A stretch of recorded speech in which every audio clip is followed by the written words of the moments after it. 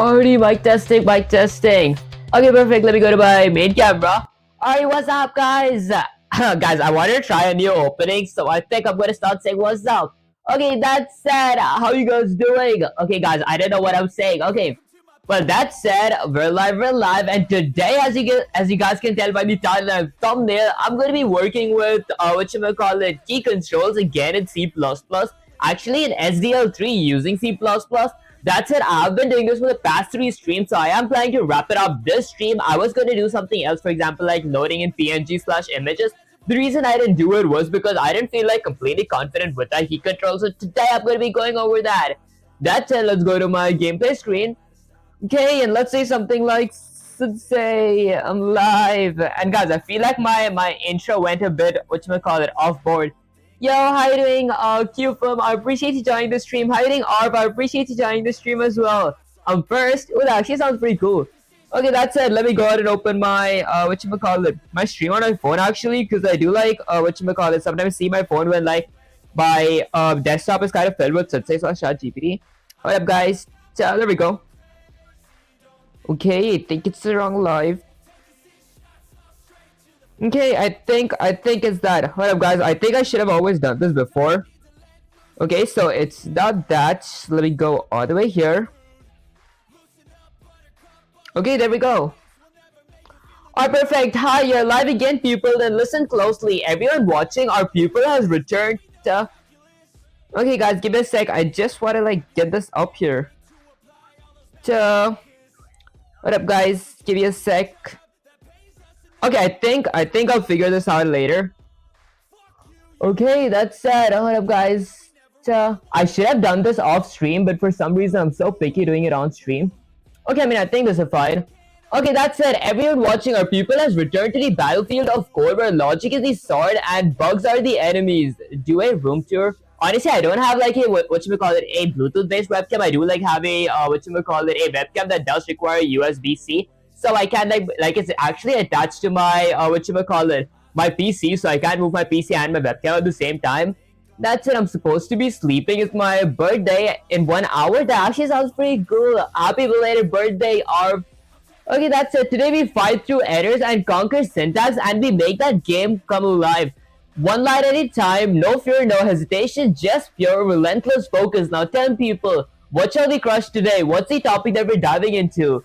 Let me say something like, say, I want to go over key controls again this stream, although I am planning to wrap it up this stream.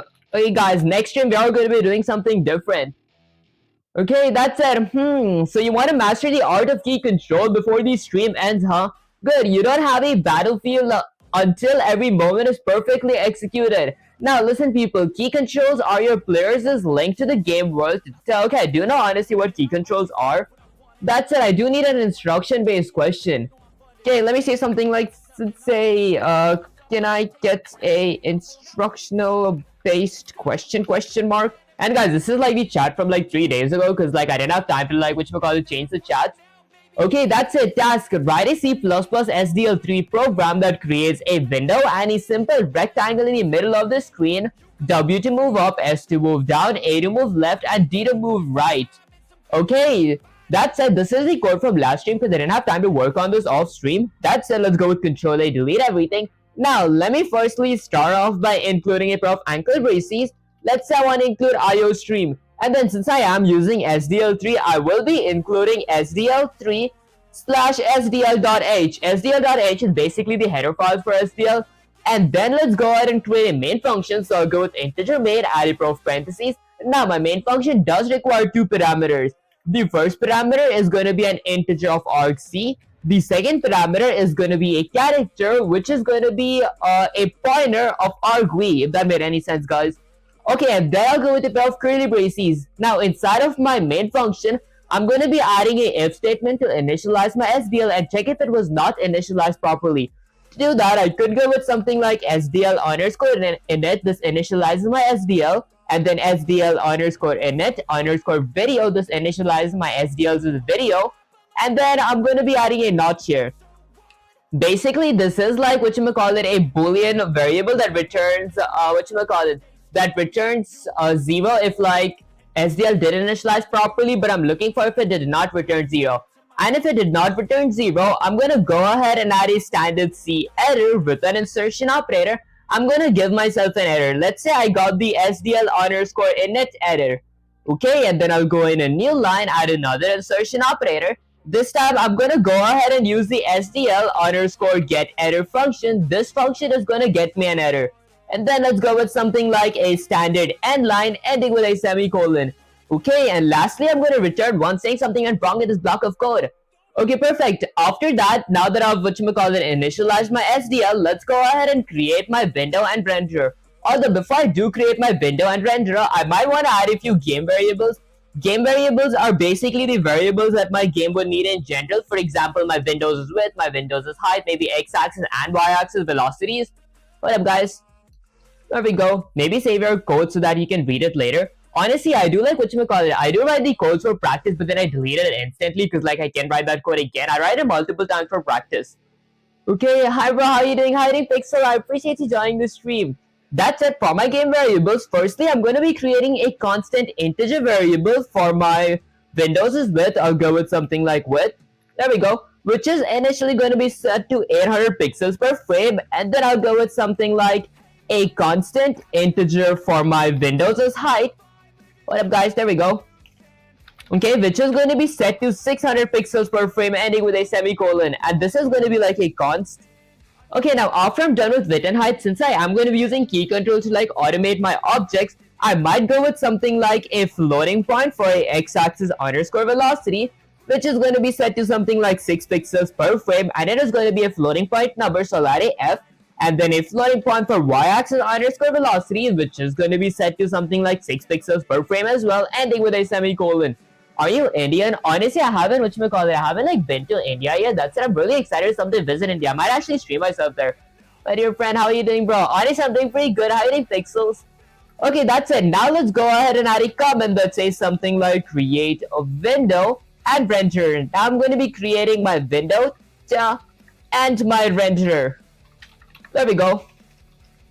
What up, guys? Okay, now before I do create my window and renderer, I want to create two variables, one for my window and one for my renderer. So I might go with something like SDL underscore windows structure, which is going to be pointing towards my window variable. So my window variable is a pointer to all the attributes inside of my SDL underscore windows structure. And I am going to be setting this to null PTR ending with a semicolon. I'm going to do the same thing for my renderer as well, so I'll go with something like SDL underscore renderer, which is going to be a pointer to my renderer local variable that is going to be set to null PTR as well, ending with a semicolon.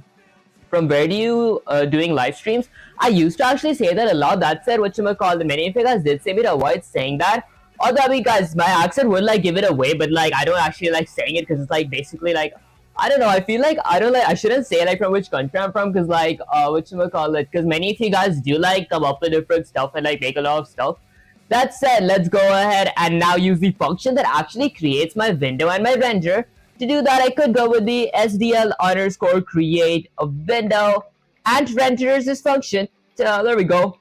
Okay, with a pair of parentheses. Now for my create SDL underscore create and windows this function that creates both my window and my renderer at the same time, I am going to be requiring 6 parameters. The first parameter is going to be a title / a caption. Isn't it exhausting to talk this much? Honestly, it used to be exhausting, but I feel like I've been doing this for almost 4 months now every single day, so I feel like I'm kind of used to it, guys. Okay, that's it. Now, my title is going to be something like SDL3 window created successfully.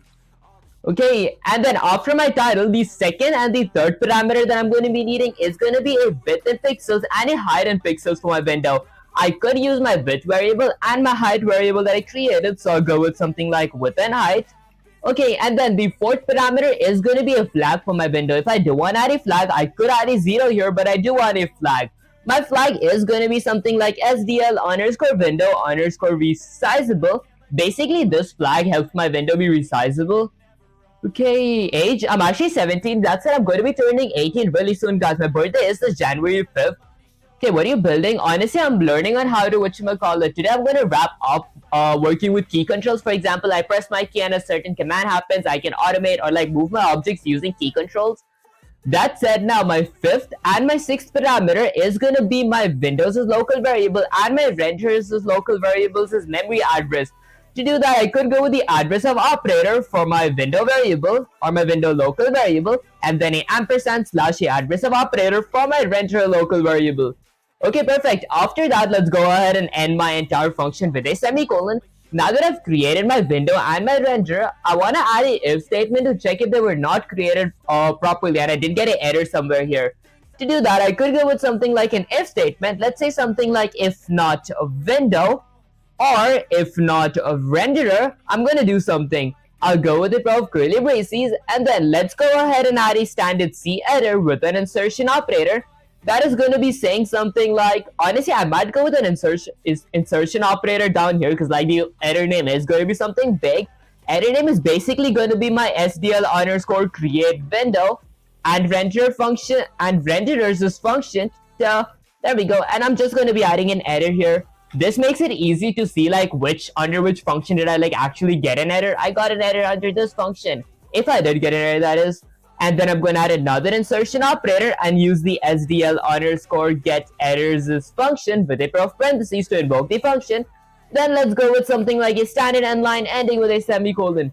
Bro, what is SDL3 or 2? Just saw your word comment. Honestly, basically SDL in general is like, if you guys are like familiar with like Pygames in Python, it is like Pygames, but Pygame is just available like for Python. That's it. SDL is available for C, C#, C++, and maybe a few more languages, and that's basically it. The difference between SDL2 and SDL3 is like SDL3 has made it much easier to like actually write codes compared to SDL2. For example, in SDL2, I don't think we had a SDL underscore create window and render. The way we would actually create a window is by going here by adding a local variable right here, and then going with something like SDL underscore create window. There we go. Okay, so we go with create window and then a pair of parentheses, and then we like add our windows parameter, which is my title, width, height, and my flag. So basically these four parameters goes under that. Although I didn't work much with SDL2 because like I directly went into SDL3. But that's also the other reason why we had null PDR here, is because like we don't want to create a separate window with a function and a separate render with a function. Instead, we want to create both of them at the same time. That said, what it's used for? Honestly, it's used for like actually making 2D games, maybe even sometimes 3D games. I'm quite new to C++, but why don't you use using namespace std? Honestly, the reason I don't use using namespace std is because in like bigger projects, not prefixing with standard could like cause name conflict, so it is like a pretty bad practice to actually use using namespace std. That's it, hiding in Rush. I appreciate you joining the stream. Okay, now with that said, if my window or my renderer was not created properly, firstly, I'm going to be quitting my SDL, so I'll go with something like SDL underscore quit ending with a semicolon, and lastly, return once saying something went wrong here. Okay, perfect. Now, after I'm done actually creating my window and renderer and checking they were not created properly, I'm gonna go ahead and add a comment that says something like, I don't know, maybe rectangle properties, because like I am going to be trying to move a rectangle using my keys. So I could go with something like rectangle properties. Can I do want to actually work with a triangle as well, because I feel like yesterday I worked with a triangle. It was like pretty fun. Okay, next up, let's go ahead and firstly use the SDL underscore frex structure. This function, this structure does consist all the attributes for a rectangle. I'm going to be setting it to a rectangle's local variable.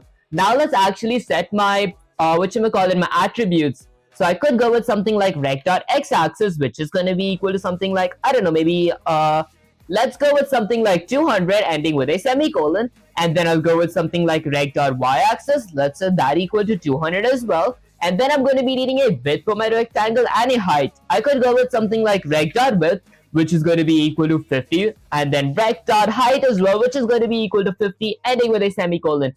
Basically, it is like a square just called a rect. Okay, and then let's go ahead and add another comment now. Now let's go ahead and actually create my main loop. So this is going to be where all my all my main game stuff is going to be added. Okay, so before I do create my main game loop, firstly, I'm going to be creating 4 Boolean variables.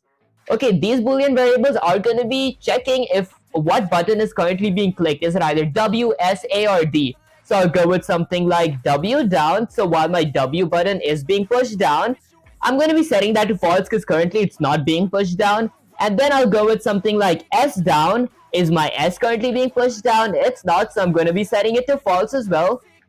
Okay, and then I'll add a comma here. And then let's check if my A is being pushed down. I'm not pushing my A down currently, so I'm going to set that equal to false as well. Okay, and then lastly, let's go with something like D down. Is my D currently being pushed down? It's not being pushed down, so I'm going to be setting that to false as well. And then ending it with a semicolon. Next up, let's create another Boolean value or Boolean variable called something like is running. This is going to be checking if my program is currently running. I'm going to initially set this to true because I do want it to run. Hey little bro, do you know streams may be related to low-level design patterns or maybe anything related to object-oriented programming? Okay, do you do streams maybe related to low-level design? Honestly, yeah, I did like have a few live streams on where I did learn about object-oriented programming in like C++ and like a lot of live stream where I did object-oriented programming in like Python. That said, I am going to be starting object-oriented programming really soon with like SDL3 as well. But I'm just learning the basic functions of SDL3 before I do move on to object-oriented programming. That said, I am like pretty excited to start object-oriented programming. Okay, with that said, after I'm done creating a is running Boolean variable, I will need one more variable. This is going to be a event variable, so I'll go with SDL underscore event is structured. This structure consists of all the SDL events. The variable is going to be called event ending with a semicolon. Okay, I need an event variable to check what the current event is. That said, now let's go with a while loop, so I'll go with while a of parentheses. Let's see something like while is running. While my program is running or while my is running is set to true, I'm going to do something. Firstly, let's go ahead and add a comment that says something like event loop. Now, basically my event loop is going to be another while loop inside of my initial while loop. So it's a nested while loop / a nested loop. This while loop is going to be checking for my event. So I'm going to go with something like SDL underscore poll event. Basically, the SDL underscore poll event function looks for the current type of event that I'm actually looking for inside of my while loop. For example, if I look for an event where my A is being pushed down, this is going to be looking for that event. So I could set this to be something like, it does require a parameter of my event local variable. Okay, it requires the memory address of my event local variable. And then I go with the probe of curly braces. Now, inside of my while loop, firstly, let's go ahead and do something. I'm going to look for event type. So I'll go with something like if a probe of parentheses. Let's say something like if my event dot type is equal to, I'll go with something like SDL underscore event underscore quit. So if my event type is quit, my player did click the X button in the top, I think it's the top right corner, then I'm going to do something. I'm going to set my is running Boolean variable to be equal to false, ending with a semicolon. That ends my entire loop. Oh, that's good to know. We'll be waiting for those streams in the future. Honestly, it does sound pretty cool. I can't wait to start object-oriented programming as well. I feel like that's where the real fun begins because like you make separate objects and all that stuff. Cut yourself is some good work. I appreciate that so much, Baggies. Guys, that actually does be the word to be. Okay, now after I'm done creating while loop, I will add the rest event loops in a bit. That said, firstly, I do want to go ahead and fill my screen with a color. Okay, so basically filling the screen means, let's see, I want my screen to be cyan color instead of just being a regular black color. So I could do something like, okay, before I do color my screen, firstly, I gotta use a function that sets a color to my render because like render is like a paintbrush that actually paints the screen and everything. So to do that, I could go with the SDL underscore set render. So I'm going to set my render to draw a color. So I'll go with the SDL underscore set render draw color function with a pair of parentheses. Now this function requires 5 parameters. The first parameter is going to be my render variable. My render local variables is my render local variable. And then the second, third, and fourth parameter is going to be a RGB value. Okay, since I want my my window to be cyan, I'm going to use the RGB of a cyan, which is going to be 0, 248, and 255. Okay, perfect. And then lastly, I'm going to be needing an alpha / opacity parameter. Basically, I'm going to be setting mine to be 255.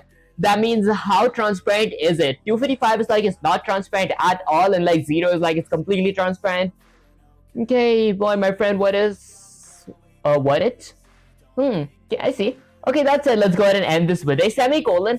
And now let's go ahead and use the function that saves my renderer to color my entire screen. So I could go with the SDL underscore render clear function. Basically, the render clear function saves my renderer to like clear the entire screen with the color that I actually set for my render local variable here. This is going to be requiring the parameter of my render variable ending with a semicolon. Okay, perfect. That's pretty much it for filling my screen. Now let's go ahead and add a comment that says something like graphics, because like coloring my rectangle is like considered to be a graphics as well. So to do that, firstly, let's go ahead and change my renders as color. Because like if I went with my this color without adding this function again, then my rectangle this color is going to be cyan as well. But I want my rectangle to be red color. Well, maybe I want my rectangle to be like multicolor, but I'll do that later. First, I'll go with something like SDL underscore set render draw color function. There we go. Okay, now I'm going to be adding the same parameters. The first parameter is going to be a render variable. The parameter 234 is going to be an RGB value. So I'm going to go with something like, I don't know, maybe 255, 0 and 0. Lastly, opacity slash my alpha is going to be set to 255 as well because I don't want my render to be transparent. And then let's go ahead and end this with a semicolon. Okay, now after I'm done setting my color, let's go ahead and actually use the function that colors my rect. So I could go ahead and use the SDL underscore render. So I'm saying my render to fill my rect. So render fill rect. Hi, what's the best way to learn programming as a complete beginner? Honestly, I'd say the best way to learn programming in my personal preference slash opinion would be to like actually program every single day, even if like you feel like it's kind of boring and like you don't understand the stuff. Because I feel it's better to like take small steps and like to not move at all. Because like I mean, if you guys do want to see how I started as a complete beginner, you guys could go to my programming for 250 series. I'm pretty sure it's the 5th live in that in that playlist where I started C++ for the first time.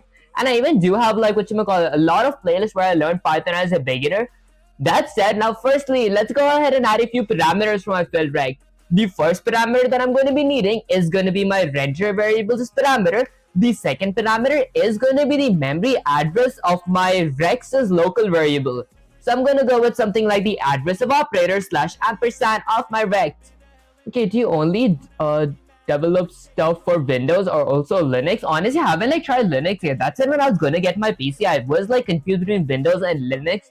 But I did actually go with Windows because I feel I was more comfortable with Windows. I did want to try Linux, but I was like, could I install OBS? Could I like add all my websites and everything there that I already had like to my Windows and all that stuff? If that made any sense, guys. Okay, that said, this basically colors my rectangle. Now I want to do something else. Let's see. Okay, once I'm done coloring my rect, let's go ahead and present it in my screen as well. Because if I don't present it, you guys can't like actually see any of my colors. Bro, I'm learning programming, but I already learned Python basics. I made a video game that actually sounds pretty good. Cool, good job, Pixels. Okay, so to present, I could go and use the SDL underscore render. I'm saying my render to present itself. So render present. With a pair of parentheses, this does require my render variable as a parameter ending with a semicolon. Now, after I'm done presenting, the next part isn't honestly related to my graphics, but it is something like that I like adding like in this place. It is it's the FPS. So I could add a comment that says something like FPS. Okay, now for my FPS, I'm gonna go ahead and use the SDL underscore delay function. And now my SDL underscore delay function does require a parameter in milliseconds. I'm going to be adding 16 milliseconds, which is basically 60 frames per second. Well, actually, I tried Linux, but I did not enjoy the operating system, to be honest. Oh, I see. Okay, that said, after I'm done with all that, let's exit outside of my, outside of my main game loop, and then I'm going to add a comment that says something like cleanup. So once my user exits the window, I'm going to do a few things. Firstly, I'm going to use the SDL underscore destroy. Let's go with something like destroy windows as parameter. I'm going to firstly destroy my window, ending with a semicolon. And then I'm going to quit my SDL. So I'll go with something like SDL underscore quit with a pair of parentheses, ending with a semicolon. Lastly, I'm going to return 0, saying everything went good. Okay, fun question. Do anyone have the STR? Do anyone of the STR of the string? Okay, how do you learn Python basics? Any plan or system you followed? Honestly, if you guys do want like a Python roadmap, you guys could like mention me on my Discord server. I do like have a whole roadmap for like Python, which starts from the complete basics like print statements, and it ends up, I'm pretty sure, with like APIs and everything. But I didn't go all the way till APIs. I just stopped with after learning about the time module type stuff. Okay, that said, now that I'm done with everything, let's go ahead and add a few event loops that checks if any of my these buttons were being pressed. So after my if statement here, I'm gonna go all the way down and add another if statement. This time I'm gonna look for a different event type.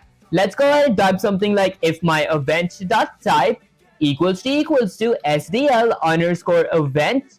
If my events key is being pushed, let's say something like down, so I'll go with SDL underscore event underscore key underscore down. Basically, key down means pretend this is like my key. I push it down, so now my key is being pushed down. Then when I leave it, that's like push up, if that made any sense. When did you start learning C++? Honestly, I started learning C++, I think it's been like 56 days now. Okay, that said, I'll go with the pro of curly braces. And now, for my event loop, I'm gonna be using matches. If you guys did like hear about matches, they're like if else if and else clause, but then a different way. So to add a match, actually not matches, my bad guys, it's not Python, switches. There we go. So I'll go with something like switch and then add a pair of parentheses. My switch is going to be having a condition, is going to be checking something if my events key is my key that I'm going to be pressing. And then I'll go with the pair of curly braces. There we go. Okay, hold up guys, there we go. Pair of curly braces. Did I like... Okay, so that's where that ends. So that's my if statement. I feel like this shouldn't be here. There we go. This is gonna be event.key .key. Okay, and then I add a pair of curly braces. And then I close the pair of curly braces. Okay, wait, something doesn't look correct here. Hold up guys. I'm gonna go there. There we go. Okay, now for my switches, I'm gonna be adding a few cases. Okay, sorry, press send before writing my question. Do anyone have any sort of inclination, as I pronounce it, towards any specific programming language and why? Bro, the best was for my learning Python is by reading a book. That actually sounds pretty cool. Okay, books really help. I agree with Pixel here, but I do C++. It works closer to your hardware. That actually does sound pretty cool. Okay, that's it. Let me go ahead and indent this all the way here. Okay, now these are my switches.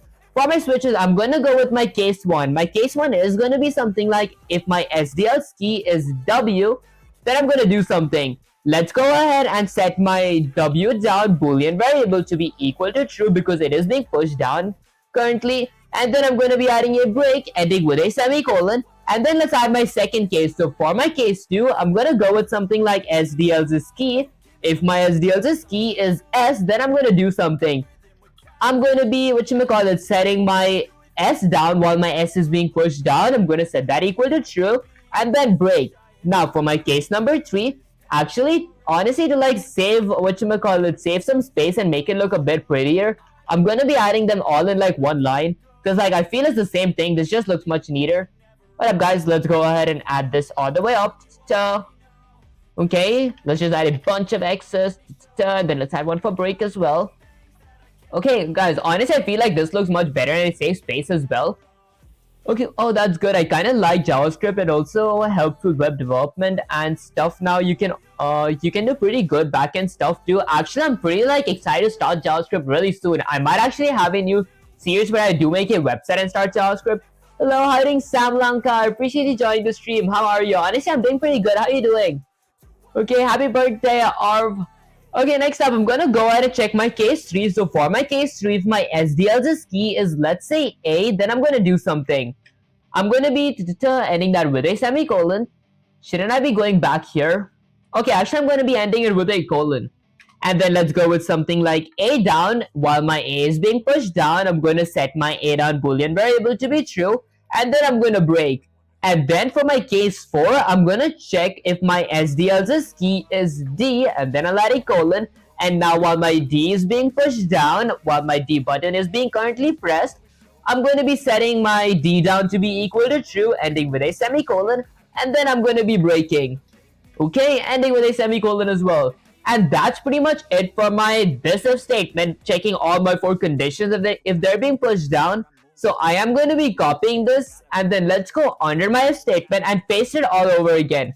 And now the reason I did like paste it is like to like save some time, because now I'm not going to be looking for key down. Instead, I'm going to be looking for key up, and I'm going to be changing all these trues to be false while my key is being pushed upwards, means like it's not being pushed down anymore. I'm going to set this equal to false.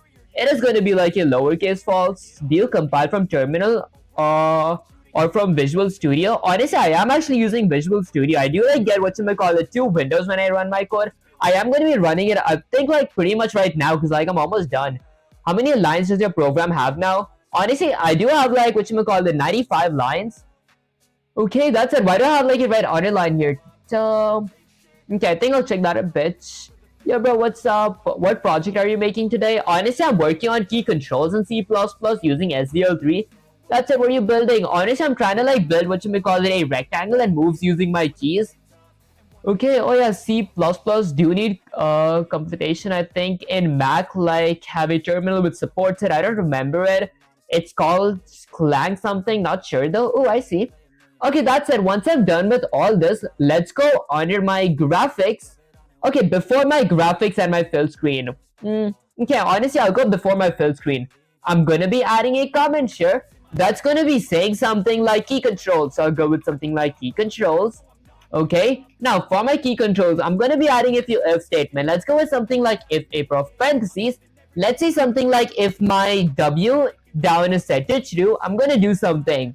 Let's go ahead and add a prof curly braces. So, okay, and then let's see. Did I like, are my proportions correct? If statement starts there, ends there, switches starts here, ends here. Okay, then this should like stay back here. Okay, so if my W down is set to true, firstly, I'm gonna be, let's say something like going with my rect.y-axis. I'm gonna be, I don't know, maybe decreasing it by my y-axis underscore velocity, ending with a semicolon. Okay, should I like remove these in that case? Okay, would this make more sense? Okay, I think that makes more sense. And then let's add another if statement. If a prof parentheses, let's say something like if my s down is set to true, then I'm gonna do something. I'll go with my reg.y-axis and this time increase it by my y-axis underscore velocity, ending with a semicolon. And then I'll go with another if statement for my a down, while my a down boolean variable is set to true. I'm gonna go with my reg.x-axis this time and decrease it by my x-axis underscore velocity, ending with a semicolon.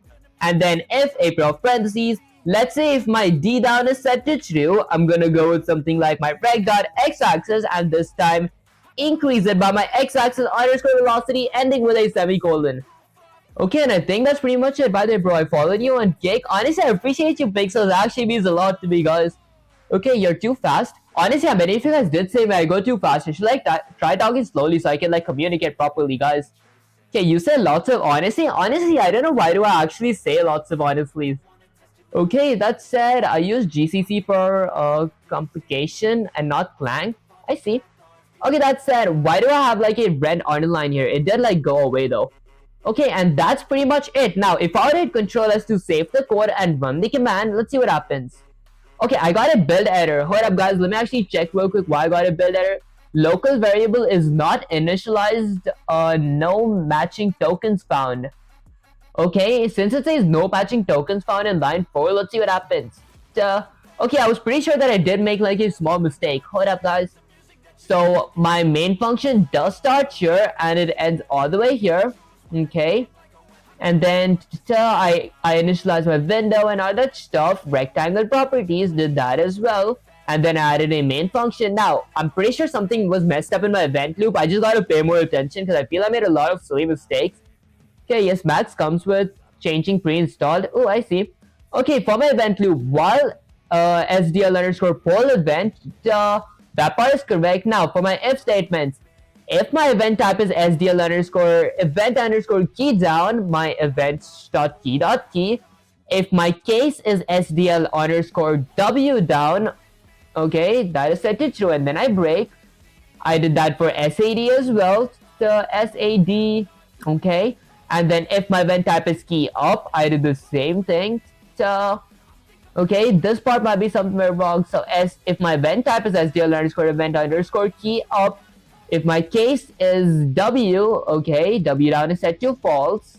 So, okay, I see. And then if W down, okay, I feel this part is somewhere wrong. I should definitely fix this. Why not use standard print instead of standard count slash C error? Honestly, the reason we do use C error is like to say that this is like an error text. For example, if I get an error, that's when I like use the C errors as text. And you can use Clang as well for C and C++. Oh, I see. Okay, that's it. We don't have okay, we don't have to Docker or install anything like we do for Python or Java. I see. Okay, that's it. Let me actually just fix my if statements. So I'll go with the glossy ones. If they of parentheses, let's say something like if W down is set to true, I'm gonna do something. Okay, is there something wrong here? Because like usually when I add a pair of parentheses, I should get like 2 pair of parentheses. Okay, something is wrong with this part. What up, guys? Okay. Now, let me actually try running the code without... okay, let's save it here, and if I would run the code... Okay, it does say a build error. So it says main.cpp. Okay, let's go with something like no. I'm pretty sure I missed a... whatchamacallit, I missed a pair of curly braces. That's the reason I don't like... when I like cancel this stuff from here, I be indented and not like stop there. Okay, so... should I end my switches with a semicolon? Okay, let's try ending that with a semicolon. Okay, it doesn't not let me end it with a semicolon, so that might be it, honestly. Okay, I don't think that's it. Any of you guys into Gen AI and stuff? Oh, honestly, I haven't heard of Gen AI. That said, okay, my while loop starts all the way there. It ends all the way here. Let's check my event loop. So while poll event, it starts there. My event loop ends here. And then my if statement starts there, ends there, starts here, ends here. Okay, so I think everything is honestly correct. Why do I still get a build error? By the way, I code for fun. I can barely follow along. I'm a network engineer and not a programmer. Oh, I see. That actually sounds pretty cool. GPT is trained on console output. That actually sounds pretty fun. Okay, that said, I set my W down to be false. Okay, and I do have a bunch of if/else if. So, okay, let me actually... okay, why am I kind of being indented here? I feel like I did everything correct. Like, honestly, I shouldn't be indented. Instead, I should go up here. When I add a pair of parentheses, it does come here. When I close it, it does close all the way there. Okay, so I'm missing a pair of curly braces. Although, where am I missing my curly braces? Oh, I actually want to learn about networks too. That actually sounds kind of cool. I didn't want to learn about networkings as well. Okay, that's it. Let's go all the way here. Okay, what starts here? Oh, I was missing a pair of curly braces for my my while loop. Okay, I think that was pretty much it. Now if I would add my if statement, so I'll go with something like if a pair of parentheses. Let's say if my W down is set to true, I'm gonna do something. Let's go ahead and go with something like, I don't know, maybe my rect.y-axis. It is going to be decreasing, so my rex's y-axis is going to decrease by my y-axis underscore velocity, ending with a semicolon. And then I'll go with something like if my s down, okay, dot vex. If my s down is set to true, I'm going to go with reg.y-axis and increase that by my y-axis underscore velocity. And then I'll go with something like if a pair of parentheses. Let's say something like if my a down is set to true, I'm going to go with something like my reg.x-axis this time. That is going to increase by my x-axis underscore velocity, ending with a semicolon. And lastly, if my d down is set to true, I'm going to go with something like my reg.x-axis and this time increase it by my x-axis underscore velocity. Alright, now if I hit Control S to save the code and run the command, this should work. There we go. I get my first terminal up here. That's my first window. Okay, my second window as well. Okay, my second window does have a red square that does move with key buttons. Okay, perfect. Oh, guys, it gave me kind of a scare. I was like, where did I mess up? Because I was pretty sure I didn't mess up anywhere. Howdy, NYT. I appreciate you joining the stream. Okay, I'm mostly joking, but huge W. Okay, CPD is quite fun once you get to know the CL. I don't want to brag, but I got a CC and B. Oh, I see. That actually sounds pretty cool. Okay, that said, I do want to work with like whatchamacallit, adding a specific color to it as well. I don't want to go with my regular color here. Instead, I want to try something new. Hold up, guys. Let me actually try something new. Okay, I honestly don't know how to try that. That said, I'll go with something like Control A, Control C, copy that. I want to ask say slash chat GPT how to do that. Because I do want to add like different gradients for my color. Okay, hey, that's amazing. Good job. Honestly, I appreciate you, Maggies. Okay, now add gravity and projectile motion. I'm really excited to add gravity. I honestly know how do I actually add gravity. That's it. I haven't like started that yet. That does sound like a pretty good topic. I was thinking my next topic would be about loading images, but that's it. I might actually learn about gravity before I learn about how to load PNGs inside of my my SDL. Okay, let's say something like Sensei, it works! Exclamation. Although, let's go with something like although. How do I add? Let's say something like gradient colors for my rectangle. Like, do you remember from last stream? We did add color for our triangle. Dot dot dot. That said, I want to add color like that for my rectangle as well! Exclamation. How to do that? Question mark. Okay, let's see. Okay, brother, enable dark mode. Honestly, guys, I do hate light mode as well. That said, when I did get my PC, I didn't like whatchamacallit, buy my Windows key that cost like 200 bucks, guys. So I was like, I feel like whatchamacallit, 200 bucks ain't worth like light mode. So I was like, might as well stay with light mode because like they don't like let us customize our PC, and like we do have like that's the reason whatchamacallit, like my YouTube chat GPT stream elements bookmarks are kind of small as well because they don't let our customize stuff here. That said, yes, that's what I want to see, people. It moves it. Listen, your code breathe. Now let's inject colors into your soul. Since you already conquered the triangle with SDL underscore vertex, okay, it was the SDL underscore vertex structure. You can color your rectangle the same way, but this time you build it with 4 vertices instead of 3. I see. So each vertices has position X, Y, a color RGB, A that is RGB, and A stands for alpha. Okay, do you think to learn a graphics API? Honestly, eventually I do want to try it. Okay, I like how he knows what to add. I'll be using ChatGPT a lot. I kind of want to work more hard. Honestly, it does make sense. That's it. Like, I do use ChatGPT, and I would like recommend you guys to use ChatGPT as well. It depends on you guys' preferences as well. If you guys do like prefer using AI to study or like reading books to study, because I feel like for me, personally, I could like read books to study as well, but I feel like if I use AI, I do understand the concepts really fast. Why didn't you use a game engine? Honestly, because whatchamacallit, SDL, because it like requires more programming, and I did want to learn the basics of programming first and then move on to like game engines, because like game engines does make it easier to like do stuff compared to like actual SDL where you gotta like write a lot of codes. That's it. Here's a sample snippet to replace your rectangle drawing code. So SDL underscore vertex rex vertices for the top left corner red. So okay, so I gotta go with an array of vertices. I see. Alright guys, this is gonna be kind of cool now. So that is okay, so I go with rex.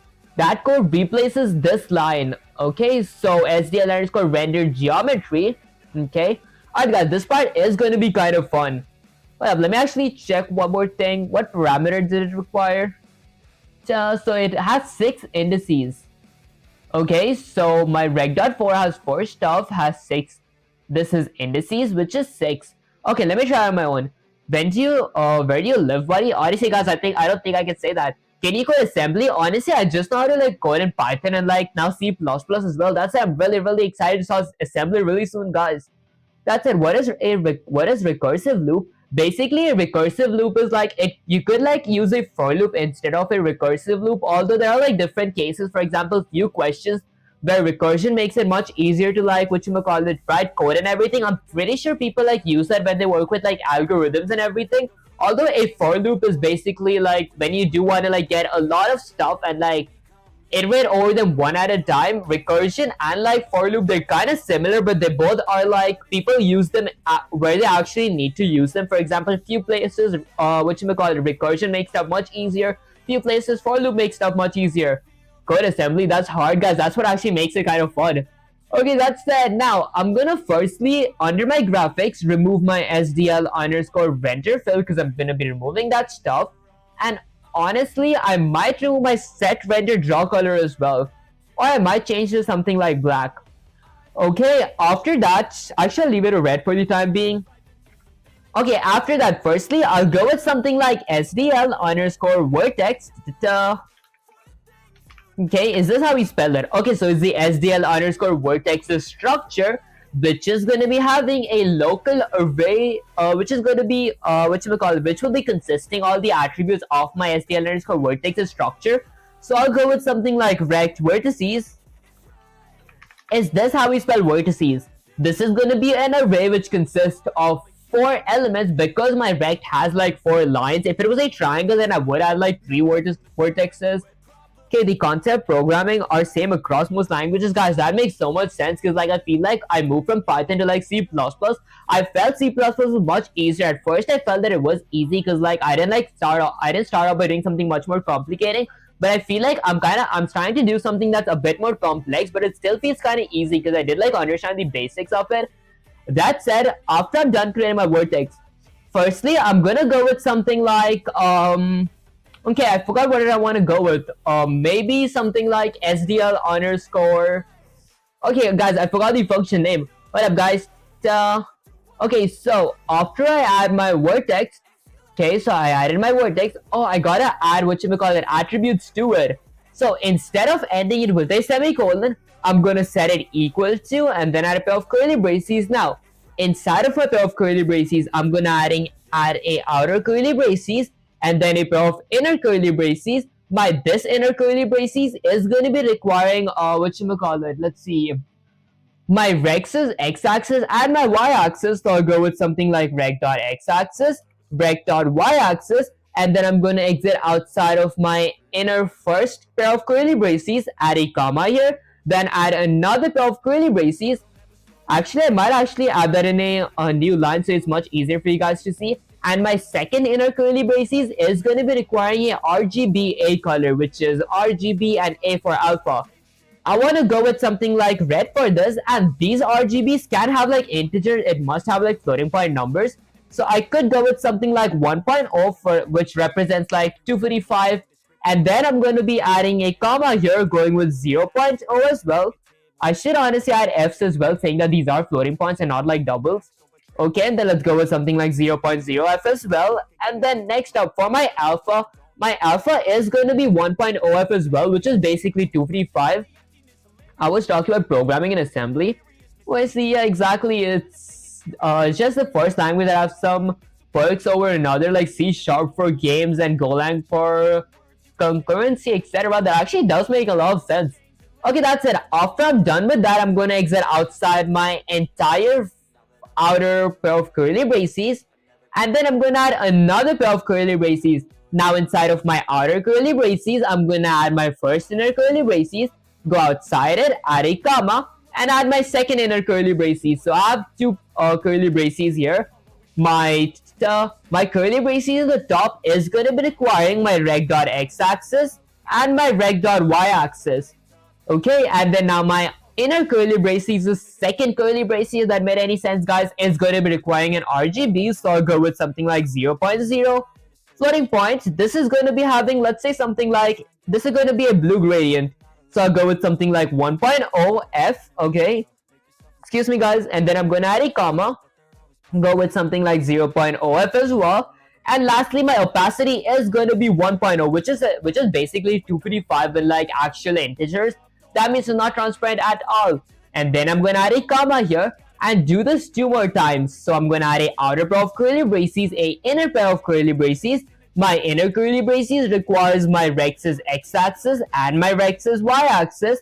I'm going to add a comma here, go in a new line, add a pair of curly braces. And then now I'm going to this time keep my third curly braces as RGB, a parameter / value to be green.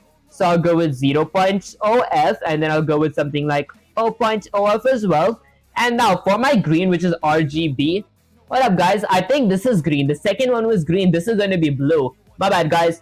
This is going to be 1.0 F. and then my alpha is going to be 1.0f as well, which is basically what you may call it, the max transparency, so it's not transparent at all. Guys, I feel this part sounds so confusing when like actually trying to explain it. I mean, yeah, your monkey and your circus station. I've been in your shoes like 10 years ago. Shoes, I wish I would have just focused on a shipping game or app versus trying to learn how systems work by making them myself. It's more valuable to make something that actually makes so much sense, guys. Oh yeah, and getting stuff in front of people fast is something game engines work well for. Honestly, eventually I am going to be learning game engines as well. That's it. Before I do start working with game engines, I do want to learn how what the game engine does behind the scenes, or like behind the actual easy stuff. I want to like see how the actual coding works as well. That's it. I'm going to go with something like reg.x-axis and reg.y-axis, and then let's add a comma here. Now I'm going to go with my second inner pair of curly braces. This is going to be having an RGB value too. I might go with something like 0.5f, 0.5f, and then 0.5f as well. Okay, and now for my alpha, I'll go with 1.0 f. And guys, I don't know what RGB this is for whatsoever. This is an absolutely random RGB.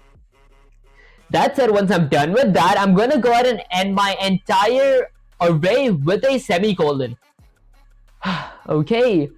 Yeah, do you want good book recommendations? Honestly, I could actually, I actually do want good book recommendations. That's it, because like I don't use books at the moment, but eventually it is like pretty good to know which books are pretty good, because I might actually try them in the future. Okay, that said, after I'm done creating my vertices, let's go ahead and use the SDL underscore render geometry function. Okay, with a pair of parentheses. Now I don't remember what all parameters is required, so I can just hover over with my mouse pointer. It's gonna say I need my render parameter. I need a texture. I don't know a texture, so I could set that equal to null PDR. The reason I set it to like null PDR and not just null, like not just an uppercase null, is because I have an asterisk here, so it's a pointer, and PDR stands for pointer in the null PDR. And then my SDL underscore vertices. Okay, so this is going to be my array of my rect vertices. Okay, and then I'll need the number of vertices. How many elements does my array consist of? And then indices. I don't know what indices are, so I'm not going to add anything for my indices and my num indices. Okay, that was a lot. What did I need first? I needed my render variable, and then I needed, let's see, I needed a texture. I don't know what texture, so I'll go with null PDR, and then I'll add a comma. Next up, I needed my SDL underscore vertex, which is this one, and my array name, so I'll go with something like rect vertices. Okay, and then I'm going to be adding a comma. After my vertices, I'll need how many elements does it consist of? My array consists of 4 elements.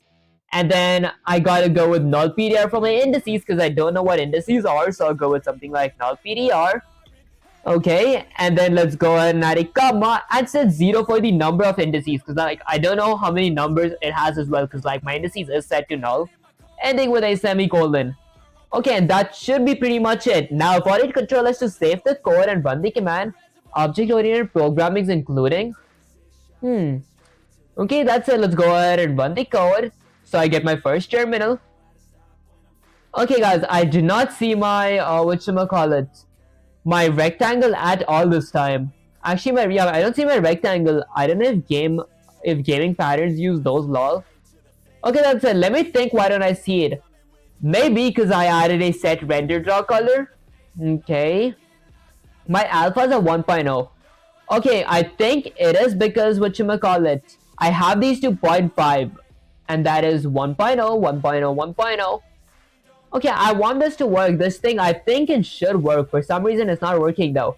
What up, guys? I'll go with Control A, Control C. Let's copy that. I'll recommend a separate book for object-oriented programming. Honestly, I feel like object-oriented programming is like the real fun part. Okay, render fill right. This replaces that.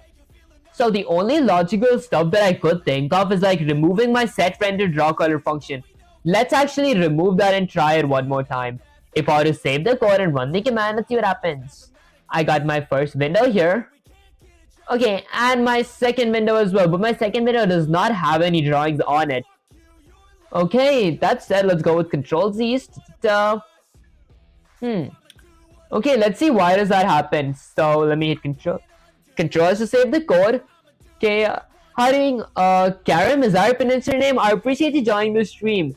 That's it. Let's go ahead and paste. Let's go with Shift Enter and say something like, let's say, I feel like I did everything correct. Although I don't see my rectangle on my screen, question mark, dot, dot, dot. Okay, let's see. Bro, what do you recommend for a newbie? How and where do I start? Honestly, I would like, if you're like a complete beginner and you do want to learn C++, I would like recommend learning, whatchamacallit, on firstly including IOStream. IOStream is basically that you gotta always like include that stuff because that is like the eyes and ears of your program because it like displays an output to your terminal and also it like gets input, if that made any sense. That's it. I would like recommend you to start learning how console outputs work, how console inputs work, how to create variables, what are constant variables and all that stuff. That's a real all. I feel like once you learn the patterns, you kind of just use them unconsciously. That makes so much sense, guys. When you get to the scope of shipping something, just make code that works is more important knowing. That actually does make so much sense. Okay, people, look at me with an eyeball emoji. You had it. You summoned a rectangle to infinity beauty, but you made it invisible because all your vertices are sitting at the same point. Right now, you're at rect.x-axis, rect.y-axis, that means all four corners of your rectangle exist in that exact same coordinate. Okay, SDL tried to draw it, but it's basically drawing a single pixel 4 times. You need to give each vertex a different corner of the rectangle. Rect.x-axis, rect.y-axis, didn't I do that? Rect.x-axis, rect.y-axis, top right, rect.x-axis plus rect.y-axis, rect.x-axis plus rect. Okay, wait. Hold up, guys. Top left, rect.x-axis, rect.y-axis. Top right, rect.x-axis plus rect.width, rect.y-axis. And then bottom blue, rect.x-axis plus rect.width, rect.y-axis plus rect.height. Rect.x-axis, rect.width plus rect.height. Huh, so that's the exact pattern. Damn, how long are you working in software industry? 6 years, but I've been coding for like 12 years. That actually sounds pretty cool. Okay, that said, okay, this feels kind of easy, but I feel it's kind of complicating for some reason. I got the ChatGPT prompt for Python from the Discord. I'll use it.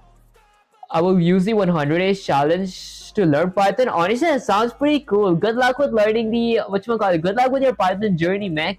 Or is your name pronounced as Meki? I think it's Meki. Okay, that said, I was a nerd in middle and high school. That does sound pretty cool. Okay, that said, rect.x-axis plus rect.width. So I add my x-axis with my width and then y-axis rect.x-axis plus rect.width. Okay, that is bottom right. What up, guys? I might actually copy this real quick. Let's go ahead and paste it here. Okay, and then go with Shift Enter and say something like, say, I feel like I didn't wrap my head around this part. Maybe can you explain it again? Question mark. Okay, what are you learning or teaching here? Honestly, I am like learning whatchamacallit, how to add key controls in SDL3 using C++. That's it. Currently, I'm obsessed with. I don't know what. Currently I'm obsessed, and I don't know why I just stuck on LLDs and design patterns that sound so cool. Okay, Vivek, focus your mind. You're thinking in pixels, but I need you to think in geometry. Guys, I was always a bad math student. That's it. Let's break this down like a true game warrior. A rectangle is not some mystical shape that SDL understands by default. It's two triangles switched together. Okay, to make those triangles, we define 4 corner points. Okay, each vertices has 2 things. Its position, X, Y, where it sits on the screen, its color, RGBA, okay, RGB and A for alpha, its color variates. Now, let's go line by line through your code. So, rect.x-axis, rect.y-axis, position, rect.x, rect.y, is at the top left corner of your screen. Okay, so color is going to be 01001, full red, no green, no blue, just fully visible, alpha 1.0. And then top right, okay, this is the confusing part, rec.x-axis plus rec.width. I add my x-axis with my width. Okay, then I go with rec.y-axis, position, move right from the top. Excuse me, guys. If yes, those are confusing, haha. Okay, and then move right from the top left by the rectangles is width. Bottom right, okay, for top right, I go with rec.x-axis plus rec.width. Okay, and then bottom left. I think I see, guys. I think I see. This might not be that confusing anymore. Okay, so that is red, green, yellow, blue. Okay, hold up, guys. I think I actually understand it. I might be able to write it on my own this time. Okay, so this is top left. Let me add a comment here that says something like top left. I'll go with top left. Okay, and then now for going with the top right, I'm going to be adding this with my rect.width. Okay, let's go with rect.width. And then add a comment here that says something like top right. Okay, and now this is going to be my bottom left. To go to the left side, I'm going to be adding that with my rect.width. And then let me add my rect.y-axis by my rect.height. This is going to be bottom right, so I'll add a comment that says something like bottom right. Alright, guys, there we go. Bottom right. Okay. Okay, after bottom right, this is going to be bottom left. To go with the bottom left, I'm going to only add my rec.y-axis with my rec.height. And then let's add a comment here that says something like bottom right. Okay, perfect. Okay, I'm going to add a hyphen here. And now, if I hit Control S to save the code and run the command, this should show it. So I get my first window right here. That's my second window. It still doesn't show. Did I mess something up again? Hold up, guys. Let's get some say/ChatGPT. I think I didn't read a part of instruction all the way up here. Okay. Okay, so it says the same mistake. So we try doing that. Then we need SDL to connect them into triangles. Okay. Oh, we needed to connect them. Integer of indices. So I didn't do this. I gotta create an array of indices, which is 6. We go with 0, 1, 2, 0, 2, 3. What does that even mean? Okay, 0, 1, 2, 0, 2, 3. Okay, let's copy this part real quick. Okay, guys, I should have been good at geometry. I'm actually not that good with geometry. Alright, guys, let's go ahead and copy that part, paste it here, go with Shift Enter and say something like, so say, I think I understood about the vertices part. Although, can you explain this section as well? Question mark. Okay, let's see. Good. You're catching on, people, but listen closely because this part, the indices, is where many beginners get lost in a maze of triangles. Let's start from the top. In computer graphics, everything is drawn using triangles, not rectangles, circles, or fancy shapes. Just tiny triangles switched together like digital origamis. You already made 4 vertices. Oh, is this their positions? Okay, so 0 is top left, 1 is top right, 2 is bottom right, 3 is bottom left. Now, to make a rectangle, you need 2 triangles, okay? The first triangle connects vertices 0, 1, and 2. Okay, so 0, 1, and 2, so it connects them. The second triangle connects 0, 2, and 3. 0, 1, and 2, 0, 2, and 3. Then SDL underscore render geometry. Okay, you're telling SDL, what up, guys? Let me say something like, let's say, can you show me the 0, 1, 2 and 0, 2, 3 as a diagram question mark. I can't seem to whatchamacallit, how do I phrase this part? I can't seem to draw it on my mind.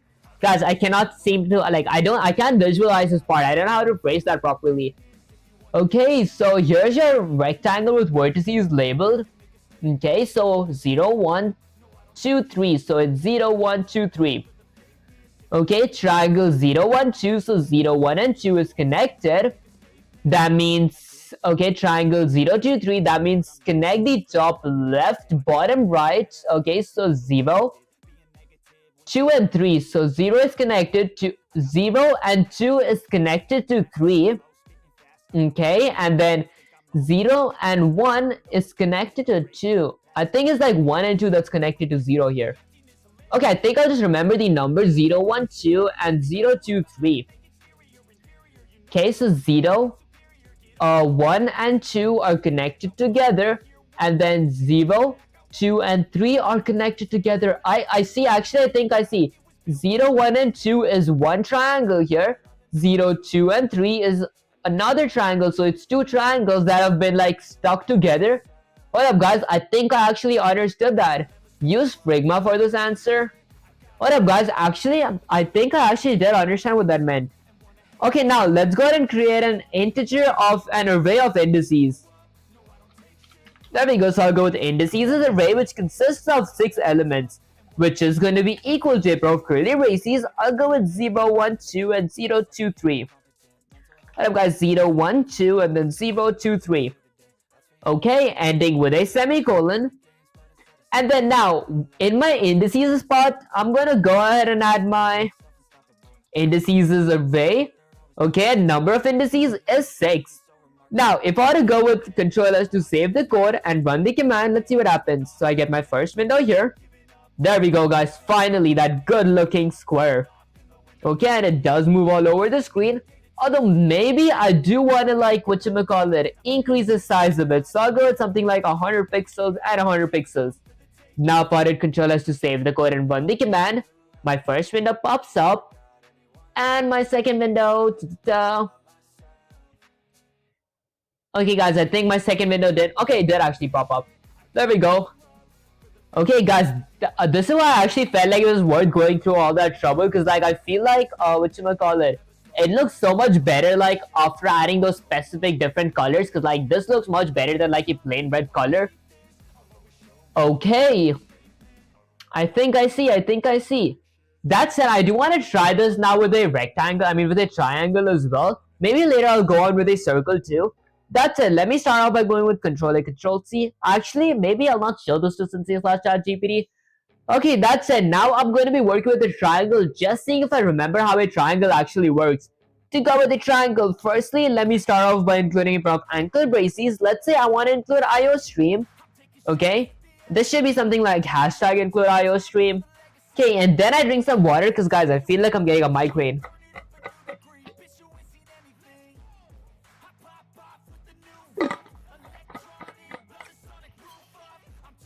Okay, next up, let me go ahead and include a pair of ankle braces again. This time, since I am going to be using SDL3, let's go ahead and include SDL3.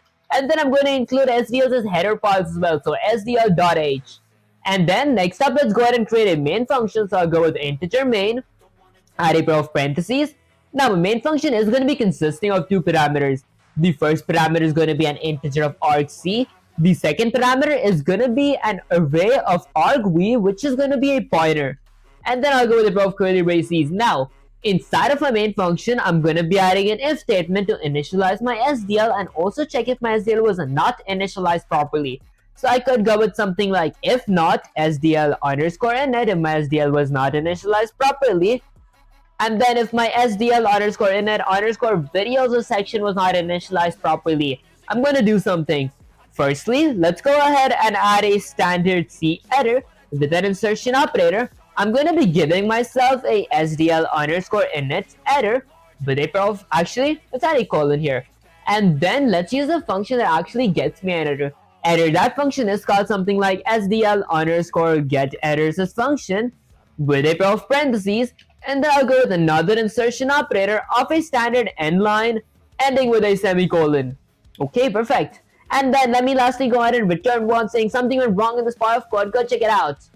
Okay, perfect. Now, after I'm done adding an if statement and initializing my SDL and also checking if my SDL was not initialized properly, let's add another comment that does something. I might add a few game variables. These are going to be the general variables that I'm going to be needing for my game. For example, my windows is width and my windows is height type stuff. Okay, now for my game variables, firstly, I'm going to go ahead and create a constant integer variable to tell. Let's go with something like a const and call something like width, which is going to be equal to 800 pixels. Which we call it 800 pixels. That is my vertical window size. Now I'll go with, actually that is my horizontal window size. My bad, guys. And then for my vertical window size, I'm going to go with a constant integer of my windows' height, which is going to be equal to 600 pixels. And then since I am going to be moving my triangle using my keyboard buttons, I am going to be going with whatchamacallit. Let's go ahead and create a few velocities. So I could go with something like a floating point velocity for my x-axis underscore velocity is going to be something like, I don't know, maybe 7 pixels per frame. So I'll go with 7.0 floating point, and then I'll go with something like a floating point for my y-axis underscore velocity as well, which is going to be equal to 7.0f as well, which is like 7 pixels per frame. Okay, now with that out of the way, let's go ahead and actually add another comment that says that I'm going to be creating my window and my renderer. So I'll go with something like create a window and a renderer. Okay, now since I do want to create my window and renderer at the same time, since I am going to be creating my window and renderer at the same time, firstly, let's go ahead and create two variables representing or like consisting, all the attributes of my Windows structure. Guys, the sound is so complicating. So I'll go with something like SDL underscore window. This is a structure that has all the attributes that my window actually needs. So I'm going to be adding a pointer for my Windows variable. So now my Windows variable is a pointer to my this structure that consists of my Windows attributes. This is going to be set to something like null_ptr ending with a semicolon. Null_ptr is basically a placeholder, and then I'll go with something like a renderer structure as well and create a renderer local variable, which is going to be set to null_ptr as well, ending with a semicolon. Now after this, let's go ahead and add let's go ahead and actually use the function that does create my window and my renderer both at the same time. To do that, I could go ahead and use the SDL underscore create window and renderer function. Okay, so basically my create window and renderer function does create my window and my renderer at the exact same time, although it does require a few parameters. Let's think how many. 1, 2, 3, 4, 5, 6. Okay, I am going to be requiring 6 parameters. The first parameter is going to be a title / a caption for my window. Let's go with something like SDL3 window. Okay, I'll go with SDL3 window created with an exclamation. I created a window. And then I'll go with a comma now. I'm going to be needing a width and a height for my second and my third parameter. My width and height, instead of like raw coding numbers and adding 800 and 600, I could use these two variables that I created up here under my game variables section. I could go with something like width and height. Okay, and then my fourth parameter is going to be a flag. I could go with something like SDL underscore window underscore resizable flag. And if you guys didn't want to add this flag, you guys could go with 0 as well. It's like the same thing. That's it. Now for my fifth and sixth parameter, I'm going to be needing the memory address of my window local variable and my renderer local variable. So I'll go with the address of operator / an ampersand of something like a window, and then I'll go with something like an ampersand for my renderer. Okay, now that I'm done with that, let's go ahead and end my entire function with a semicolon. Okay, perfect. Now that I actually created my window and my renderer, I'm going to be adding an if statement to check if they were not created properly and something was wrong in this block of code. To do that, I could go with an if statement and then a pair of parentheses. I'm going to go with something like if not a window, if my window was not created properly, or if my renderer was not created properly. I'm going to do something. I'll go with a pair of curly braces. Now, inside my if statement, I'm going to add a standard C error, okay, with an insertion operator that is going to give me the SDL underscore create window. Okay, what engine are you using? Honestly, I'm using Visual Studio. It's like an IDE, and also I'm not using like a game engine, although I am using like the SDL library, which is basically the same as like Pygames. Pygames just works for Python. SDL works for like C, C++, even C#, maybe a few more languages. Okay, that's it. I'll go with something like renderer error. Okay, perfect. Let me change that to something like error. Okay, now that I'm done creating my error, I'm going to add another insertion operator. This is going to be using the SDL underscore get error function. So I'm going to get myself an error if something did go wrong. And then I'll add another insertion operator of a standard end line, ending with a semicolon. Okay, now if my window or my renderer was not created properly, firstly, I'm going to be quitting my SDL. So I'll go with something like SDL underscore quit with a pair of parentheses, ending with a semicolon. And then I'm going to be returning one saying that something went wrong here. Check this part of code out. Okay, now after creating my window and my renderer and checking if they were not created properly, I'm going to do something. I'm a Python guy, but this is great. Sorry to interrupt again. Honestly, it wasn't like interrupting. That's it. I feel like actually that does sound pretty cool because like I do enjoy Python as well because I had like I think about 60 to 70 streams in my channel about me learning Python and working a lot with Py games, guys. It's been really fun. Okay, that's it. After after creating my window and my renderer, since I am going to be creating a triangle this time, I'm going to be adding a comment that says something like triangle properties. Okay, now for my triangle properties, I'm going to be needing 3 vertices, a dot for up, a dot for the bottom left, and a dot for the bottom right, because like triangles has 3 lines. To do that, I could go ahead and use the SDL underscore F point. Okay, this is a structure for like an exact dot on my screen. Before, for like a rectangle, I did use SDL underscore F rect. Although SDL does not have a structure for like triangle. For example, SDL underscore F triangle. We gotta make that ourselves manually, guys. This is going to be equal to, actually this is going to be something called vertices. Okay, so vertices is array, which is going to be consisting of 3 elements in it, because like a triangle does consist of 3 lines / 3 dots as well. I'm going to set that equal to a pair of curly braces. Now let's go ahead and add my vertices. So I am going to be going with okay, let's see something like an x-axis and a y-axis for all 3 vertices. This is going to be the trickier part. Okay, hey, how's your day going? Honestly, my day is going pretty good. How are you, comrade? I appreciate you joining the stream. That's it, guys. Let me see if I actually remember my my parameters. So this is going to be something like 400, 200. So 400.0f, 200.0f, and then I'm going to add a comma here. Let's go with another pair of curly braces. This time I'm going to go with something like 400.0f and 400.0f. Okay, and then I'm going to add another comma. Lastly, I'm going to go with something like 250 point, actually 300.0f and 250.0f. Okay, guys, I think my parameters are kind of correct. I mean, I feel like later I could do trial and error to like fix my triangle. That's it. I'm going to go ahead and end this with a semicolon. And now let's go ahead and add a comment that says something like main loop. So this is going to be my main game loop. And then I'm going to be creating 4 boolean variables first. So the first boolean variable is going to be something like w down, which is going to tell me if my w down is currently being pushed. Currently, am I pushing it down? I'm not pushing it down, so I'll set it to be equal to false. And then I'm going to add a comma, go with something like s down. I'm going to set that equal to false as well, because I'm not pushing my S keyboard button down right now. And then I'll add a comma again and go with something like A down. My A is currently not being pushed down, so I'm going to be setting that equal to false as well. And lastly, I'll go with D down. My D is not being pushed down currently as well, so I'm going to set that equal to false too, ending with a semicolon. Now, after that, I'm going to create another boolean value. This is going to be different, not the same category as my button presses. This is going to be for something like is running.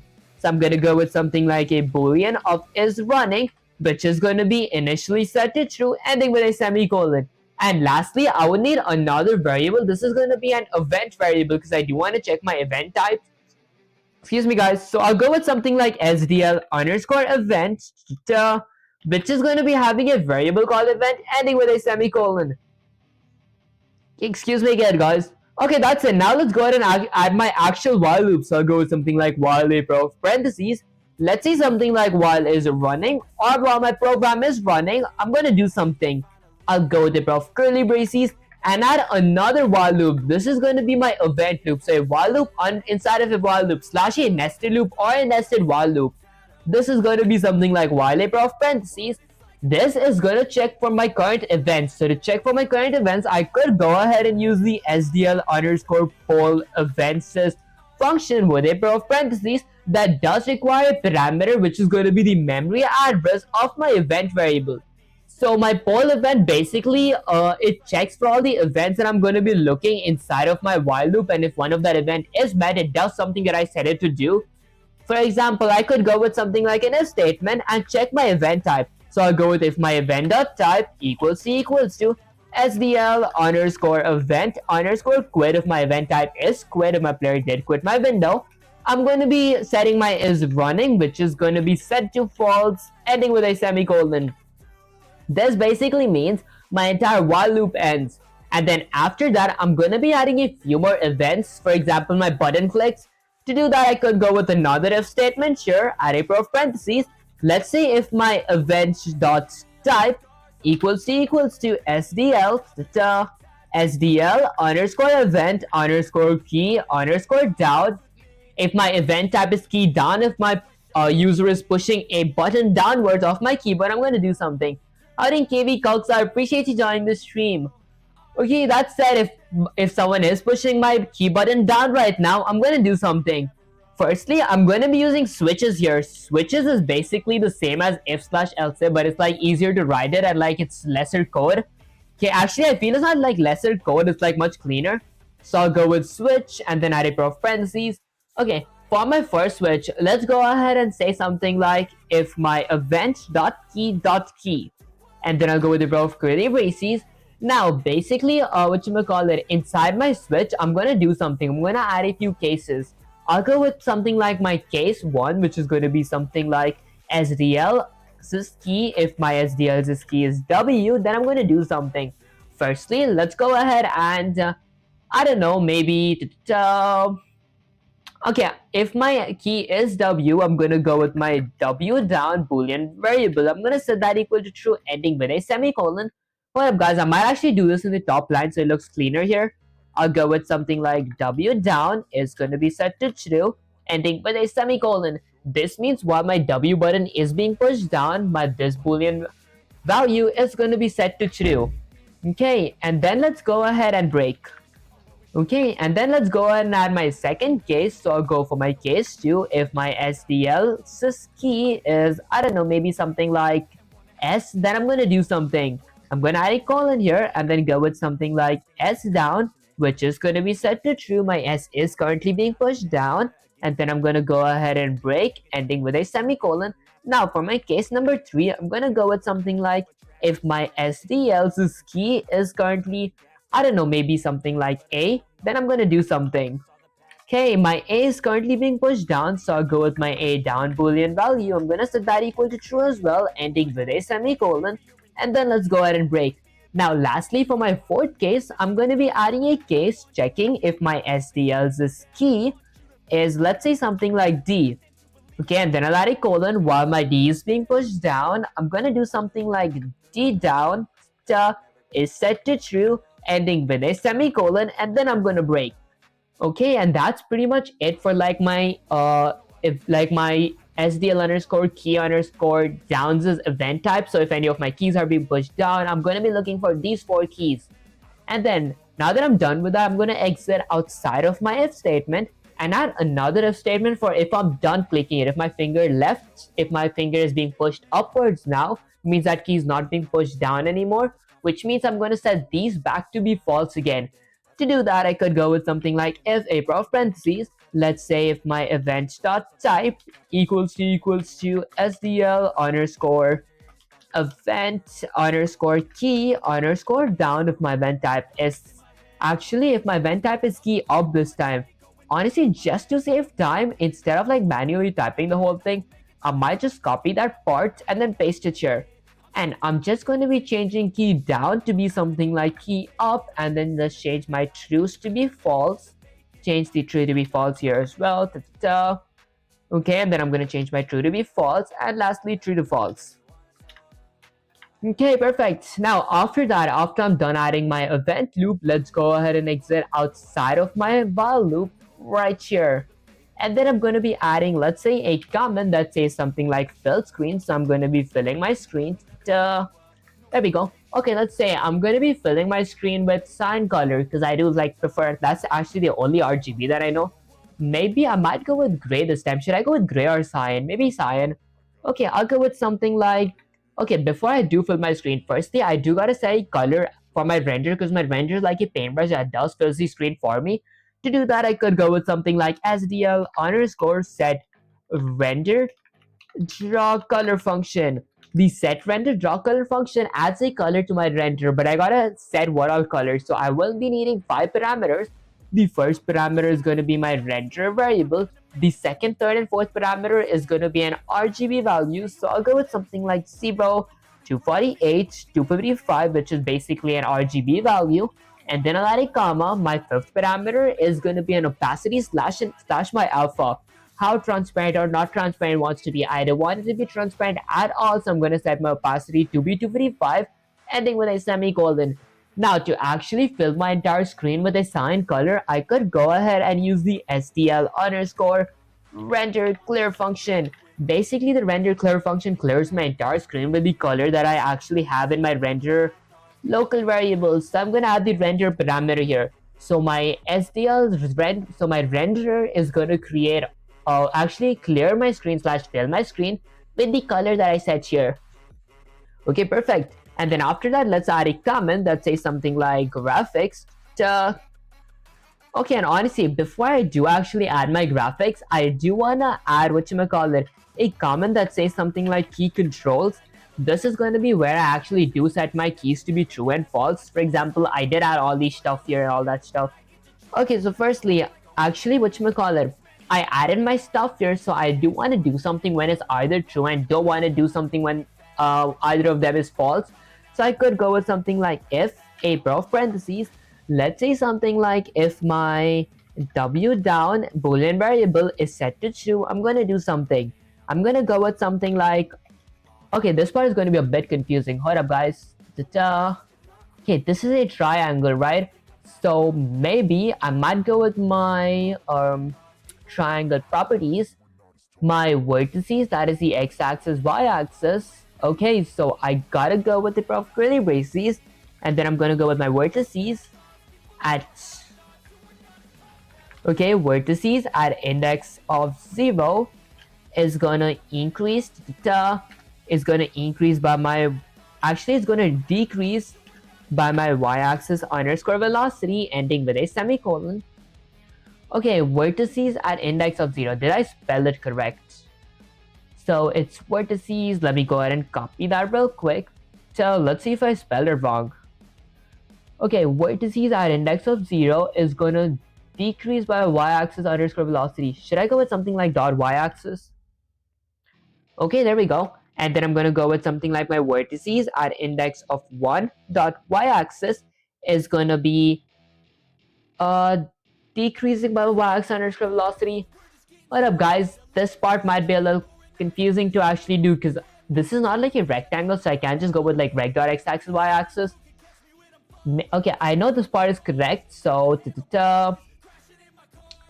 okay, my x-axis goes up if my down is being pushed. I want my entire triangle to be going upwards. I think it's correct. Okay, I'm going to decrease that by my y-axis underscore velocity, ending with a semicolon. And then vertices at index of 2 dot y-axis is going to decrease by y-axis underscore velocity as well, ending with a semicolon. Okay, perfect. And then after that, let's go ahead and add another if statement. I'll go with if a pair of parentheses that checks if my s is being pushed down. If it is, I'll go with a pair of curly braces. And then I'm going to do something.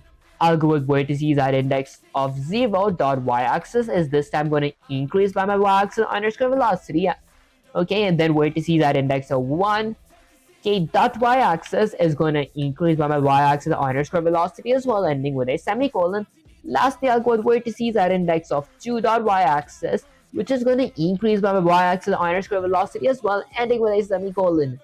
Okay, now I'm going to add another if statement. I'll go with if a pair of parentheses. Let's say this time if my a is being pushed down, if that is set to true, I'm gonna go with something like my vertices at index of 0.x-axis this time, which is going to be decreasing by my x-axis underscore velocity ending with a semicolon, and then vertices at index of 1.x-axis is going to be decreasing by my x-axis underscore velocity as well ending with a semicolon. Lastly, vertices at index of 2.x-axis is going to be decreasing by my x-axis underscore velocity as well ending with a semicolon.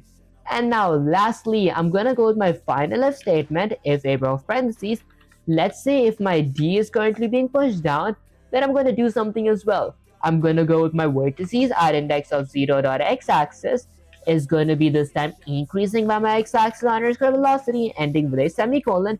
Vertices at index of 1.x-axis is going to be increasing by my x-axis underscore velocity as well ending with a semicolon. And then vertices at index of 2.x-axis is going to be increasing by my x-axis underscore velocity ending with a semicolon. Okay, and that's pretty much it for, I think that's pretty much it for my key controls. Alright, now I'm gonna go back under my graphics and now add my graphics. For my graphics, firstly, I'm gonna be going with something like SDL underscore set render draw color function. Okay, so I'm gonna set my render to draw a color. Honestly, this is gonna be like the background of my my triangle, not the inside center color. So I'm going to be setting my background slash my outline to be like black, and then my opacity slash alpha to be 255 because I don't want it to be transparent at all. Okay, and then let's go ahead and use the SDL underscore vertex structure. There we go. This is going to be, let's say, having an array, a local array called something like, I don't know, maybe triangle. Okay, with a pair of square brackets, my array consists of, let's say, something like, okay, it consists of 3 items ending with a semicolon. Excuse me, guys. Okay, I'm not going to end it with a semicolon. I'm going to be adding the values from my array as well. Excuse me, guys. So I'm going to be setting that equal to a pair of curly braces, going in a new line. Now, I'm going to be adding a outer curly braces. Okay, honestly, let's go with 3 outer curly braces. So I'll get 1, 2, and 3. Okay, and now I'm going to be actually adding this in a new line so it looks much better. Now, inside of my first outer curly braces, I'm going to be adding an inner curly braces, and then I'll add a comma, add another inner curly braces. I'll do the same thing for my bottom one as well. Add a pair of curly braces, curly braces. Lastly, I'll do that for this as well. There we go. So, my triangles array has 3 curly braces. Inside each curly braces, there's another curly braces, if that made any sense, guys. Okay, now my first outer curly braces, actually, just so you guys could see, I might get these in like a new line. There we go. So these two are under one curly braces. These two are under second curly braces. These two are under my third curly braces. Now my top curly braces does require my triangles as x-axis and y-axis. I could do that by, I don't know, typing something like okay, I think I know where I kind of messed up here. Okay, so I'm going to be adding multiple f points instead of just going with one vertices. Instead of going with an array, I'm going to go ahead and delete this, change this to v1. That is going to be equal to, let's say, something like 400.0f and 200.0f. Okay, and then I'm going to go ahead and end that with a semicolon. Go with another SDL underscore f point. Guys, it took me a while to figure a mistake out here. I was thinking that something was being wrong here. I was just kind of confused what messed up here. I think I jogged my memory up. That's it, hiding Mr. Universe. I appreciate you joining the stream. Okay, next up I'm gonna go with something like 400.0f, and then I'll go with 400.0f as well, ending with a semicolon. Lastly, I'll go with my final third vertices. I'm learning Python, bro. Honestly, Python does sound pretty fun. I did like have a whole 100-day series on Python. I have like a bunch of lives in that. If you guys do enjoy Python, you guys could actually watch that, because like I did make a game that consists of like a lot of I think a lot of contents and logic in it, because like I did have like buff logic, meets, and all that stuff. That's and lastly for my vertices 3, that is going to be equal to something like, I think it was 300.0f and 250.0f. There we go. Okay, ending with a semicolon. how can I improve vocabularies? Honestly, I would like suggest you guys talk a lot, because like the more you talk, the more you guys are comfortable with talking, and the more you guys are comfortable with talking, the better you guys speak, if that made any sense, guys. Okay, I might go with something like vertices 1.x axis, y-axis. This is going to be vertices 2.y-axis. Lastly, that's going to be something like vertices 3.y-axis. Okay, and then I'm going to be changing this to something like vertices 1, changing that to something like vertices 2, and lastly, I'm going to change that to vertices 3. Okay, honestly, I might copy that, but I don't think I can. So I'm going to change this to something like vertices 1. Let's change that to vertices 2, change that to vertices 3. And last but not the least, change that to vertices 1, change this to vertices 2, change that to vertices 3. Okay, perfect. Now, I'm just going to be going here and tapping something like vertices 1.x-axis, comma, vertices 2.x-axis. I'm going to go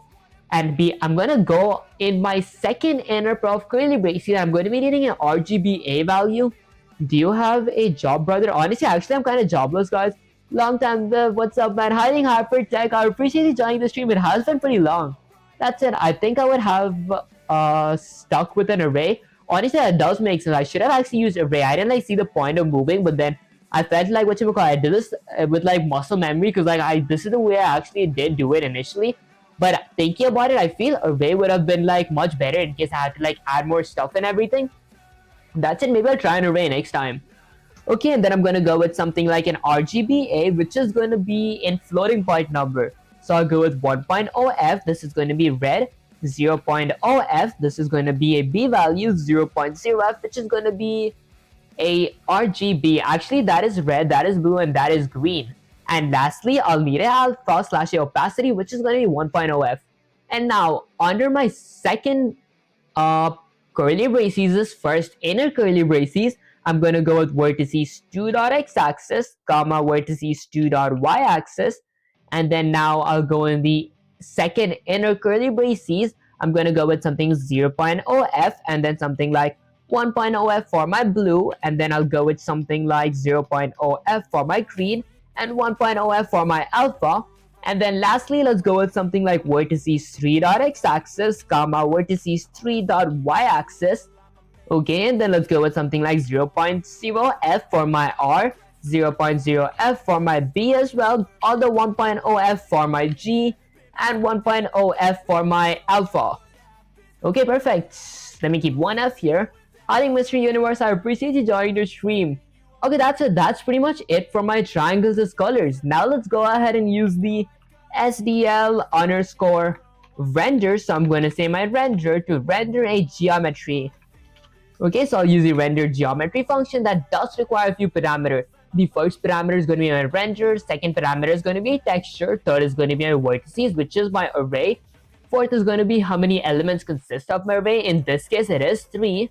Can you speak Urdu, Hindi? Honestly, I can like actually speak Hindi, but I'm not as fluent in it as I'm in English. That's it. I actually don't know how to speak Urdu. Okay, that's it. I'll go with something like this is going to be my renderer variable. And then I don't have what you call it a texture, so I'm going to set this to be null PDR, because they wanted like a memory address or like a pointer to my texture. Okay, next up, I think, what did I need? I think I needed my, my vertices, which is my SDL underscore vertexes value. That is an array of my triangle, so I'm going to go with triangle that consists of 3 elements, okay? And then I needed indices, so I'm pretty sure I don't need to add indices. So I'll go with something like null PDR for my indices, and then I'll add a comma and a 0, because like I don't have any indices. Ending my function with a semicolon.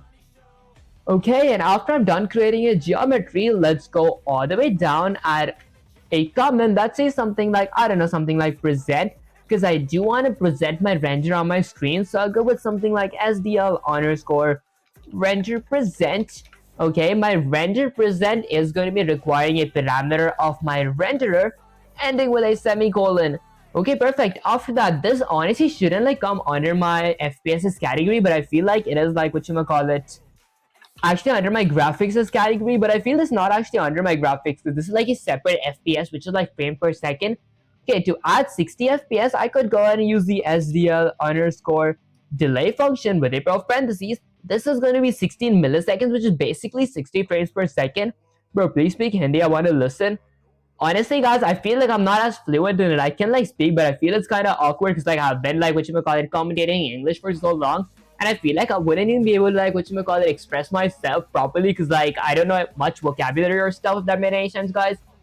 Okay, that's said. Now, after I'm done adding my FPS, that's pretty much it. Now I'm going to exit outside of my while loop. And firstly, let's go ahead and actually work on some cleanup. This is going to be after my user exits the window. Firstly, I want to destroy my window, so I could go with something like SDL underscore destroy window. Okay, so I'll go with SDL underscore destroy window function with a pair of parentheses. This does require my window parameter, actually my window variable as a parameter.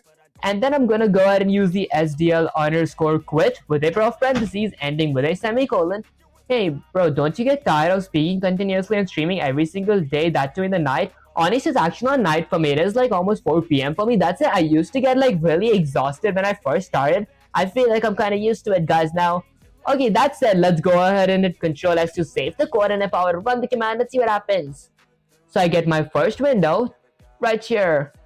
And I get my second window. Although I do not see my triangle. It could be because my coordinates are completely messed up.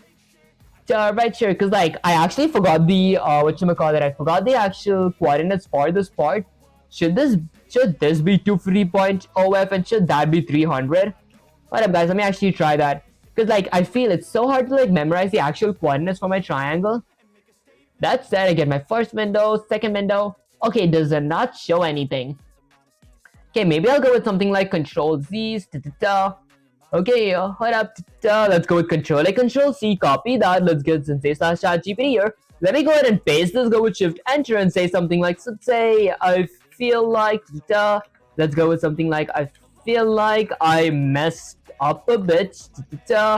Okay, because I can't see my let's say something like I can see my triangle. Okay, holy Henry wrote chat will cook you. Guys, that does make sense because like I can't even read it properly. That's it, people. Look at me. You did mess up, but not fatally. Your triangle is invisible because you betrayed the coordinate gods. Honestly, that does make sense. Like I feel like I didn't add correct coordinates. You wrote this, so vertex 1, vertex 2 dot x-axis, x-axis, x-axis. I should have changed it to y-axis. There we go, guys. These are the tiny mistakes that I keep making. That's it. I'm gonna go with Control S to save the code and run the command. Okay, I still don't see my triangle because like I see an empty window. What up, guys? Let's go ahead and delete this. And guys, actually ignore the background voice if you guys could like listen to anything, because like I feel like I could hear something. Okay, that's it. Next up, I'm gonna go with something like see the first line, x-axis, x-axis. Here's the corrected way. Vertices 1.x-axis, vertices 1.y-axis. Okay, then render as your geometry already did. That's it. Now if you run, you'll see the beautiful RGB color. So null PDR 0. Okay, living breathing color, obeying keys like your gold, digital beast, red, green, blue. Okay, I think I fixed it. Vertices 1. Oh, okay, my bad, guys. It's vertices 1.y-axis, vertices 2, vertices 2. Okay, now if I hit Control S to save the code and run the command, that should work, guys. Okay, I made a real silly mistake. And guys, I feel like my triangle is kind of misproportional. Although it does look like kind of a triangle. Like, it looks like a cone, honestly. I should have like colored brown or something. Okay, that does move, and I like the colors. The reason like I do use this actual SDL underscore vertex to like color my shape is because I feel it looks like kind of cool. That's it. Let me run it again real quick. Okay, perfect. Alright, next up, let's go ahead and see something. What happens if I actually change this to be 250.0f and change that to be 300.0f? If I were to save the code and run the command, okay, I'm just curious to see what kind of triangle would that be. I mean, it is like a pretty slanting triangle. It's just my coordinates that's messed up. What if I change that to 300.0f? I want to get like a perfectly standing triangle, like if that made any sense, guys. Okay, that made it look even worse. Okay, I mean, I think that's pretty correct. I think that's pretty good. That's it. I do want to try one last because like this is the final stream where I do wrap up all my key controls. I do want to work with circles as well because those were the 3 shapes that I did like work a lot with. That's it. To go with a circle, firstly let me go ahead and include a pair of ankle braces. let's say I want to include IO stream, and then let's go ahead and add another pair of ankle braces. Adding Rajesh, I appreciate you joining the stream. Okay, and then since I am going to be using SDL3, I'm going to include SDL3 slash SDL.h, which is basically all the header files for SDL. And then let's go ahead and create a main function. Okay, what languages do you learn programming in? Honestly, I did like whatchamacallit, having a whole Python for 100 days series, where my goal by the end of that series was to make a game in general, and I did like write a 470 lines code using Pygames and Python, so I think I know Python and now C++ as well. That said, gay guys, I'm actually pretty straight. That said, hiding long story, I appreciate you joining the stream. Okay, that's it. Now my main function is going to be requiring two parameters. The first parameter is going to be an integer of argc, and then the second parameter is going to be a character to an array of argv, which is going to be an array because it has a pair of square brackets. Okay, and then let's go with the pair of curly braces. Now I'm going to be adding an if statement to check if my SDL was not initialized properly while initializing it as well. Howdy, Jay, I appreciate you joining the stream. What's wrong with being happy? I feel like I'm pretty happy, guys. Okay, hello brother, what you doing? Honestly, today I'm going to be wrapping up key controls in like SDL3. I've been doing this for the past 3 streams, so I mean, I did like feel pretty confident to like move on to the next topic today, but I thought might as well like work on it today as well. So, cause I was sure that I knew it properly, but there were like a few things that I didn't know about. That said, what kind of library is SDL3? Honestly, SDL3 is basically like, I think it's like almost exactly the same as Pygames in Python, but this works with like C++, C# and like C as well. Harding is charged. I appreciate you joining the stream. Okay, that's it. Let's go with something like if not. I'm gonna go with if not SDL underscore init. If my SDL was not initialized properly, and my SDL underscore init underscore video. If the video section was not initialized properly, I'm gonna do something. I'll go with something like a standard C error with an insertion operator. This is gonna give me something like an SDL underscore init error. Okay, and then I'm going to go in a new line, add another insertion operator. I'm going to be using the SDL underscore get error function. This function actually gets me an error. And then I'll go with an insertion operator. And then let's go with something like a standard end line ending with a semicolon. Lastly, let's return once saying something went wrong in this part of code. And then let's go ahead and drink some water because I feel I'm kind of dehydrated, guys. Hold up.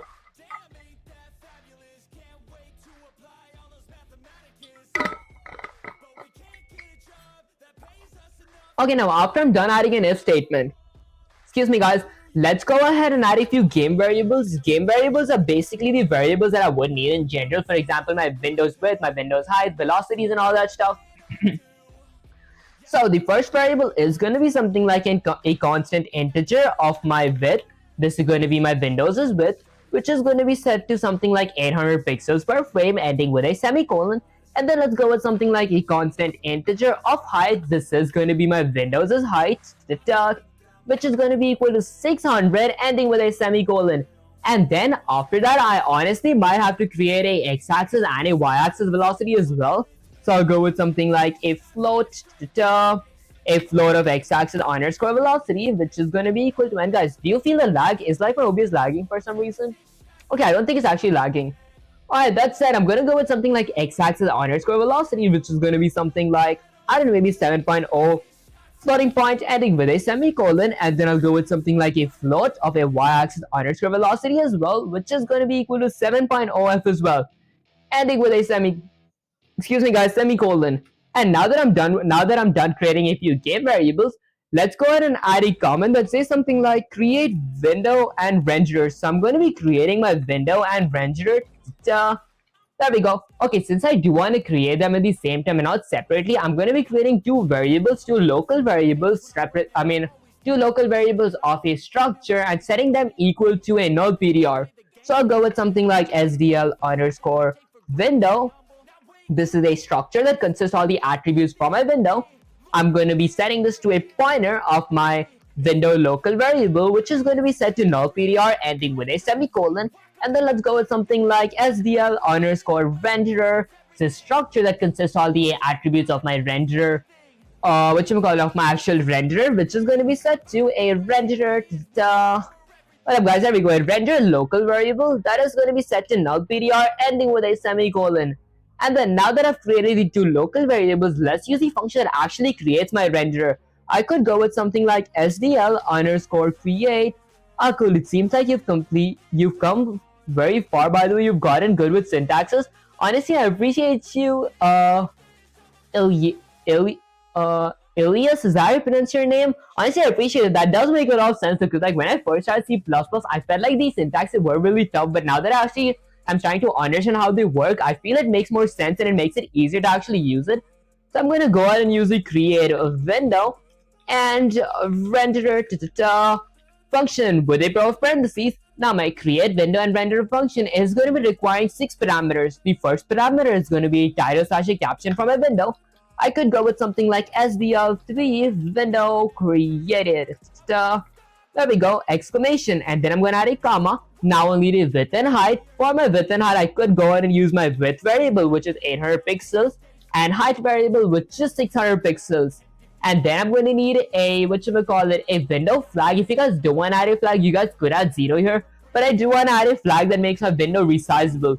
So I could go ahead and use the SDL underscore window underscore resizable flag.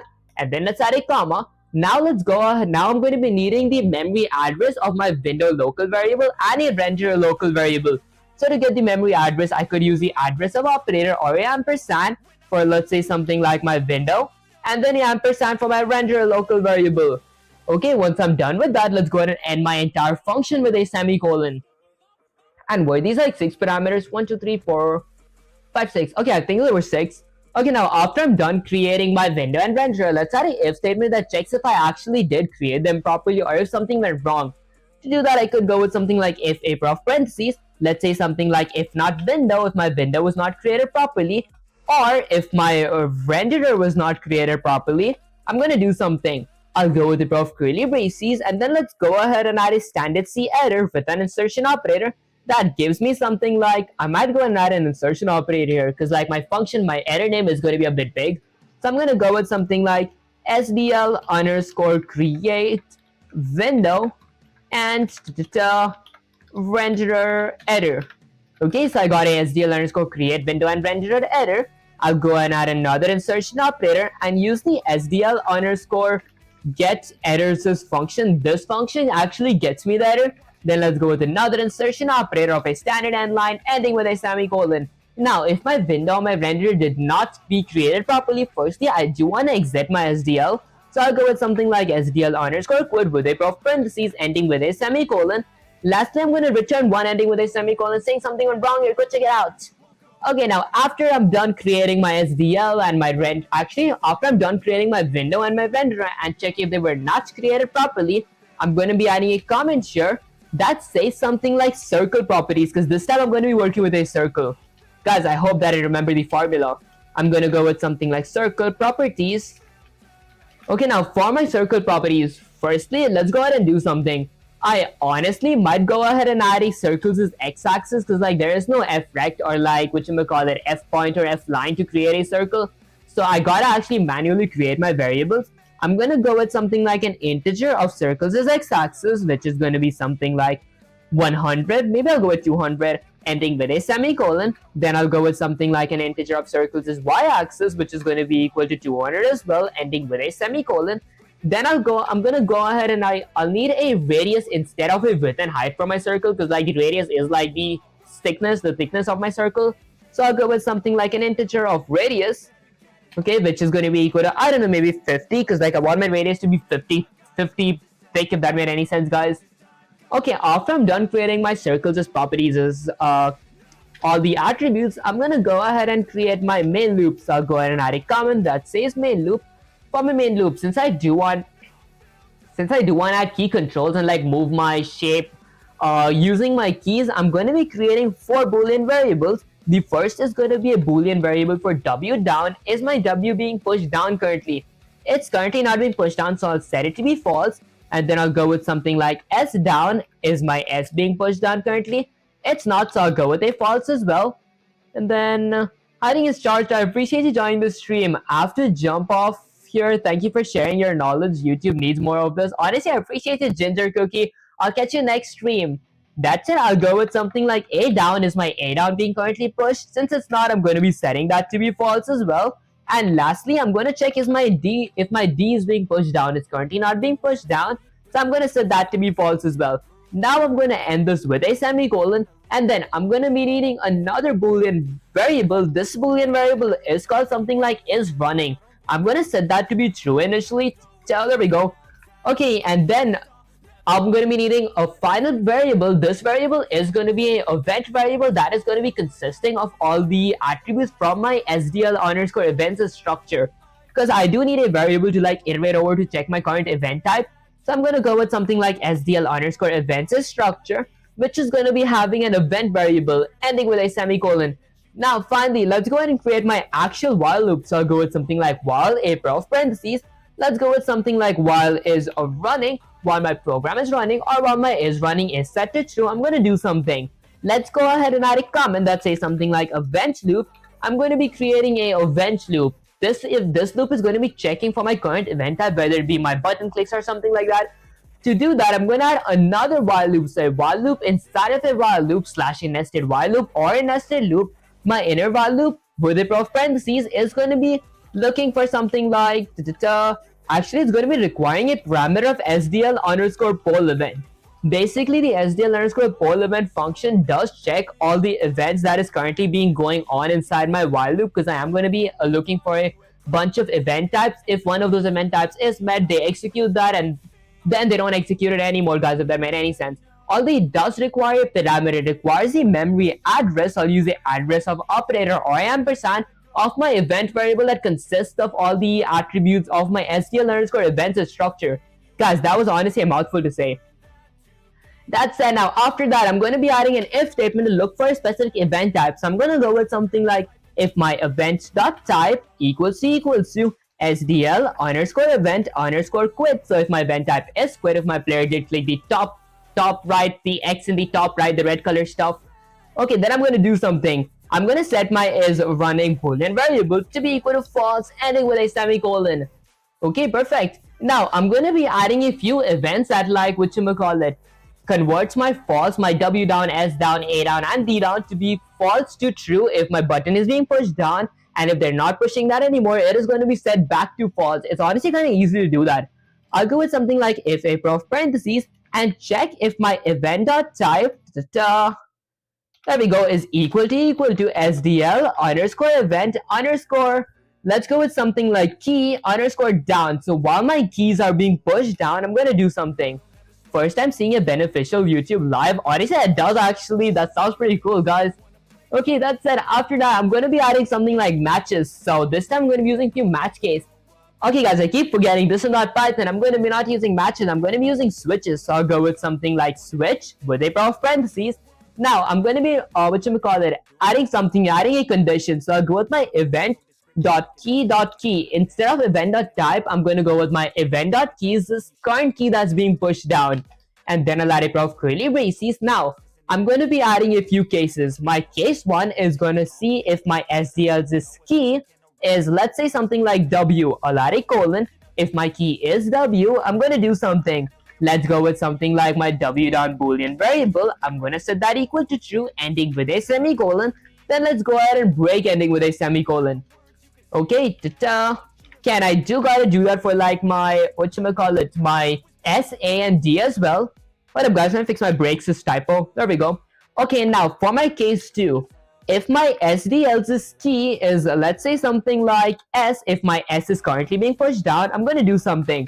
I'll go with my S down boolean value. I'm going to set that equal to true, ending with a semicolon, and then let's go ahead and break.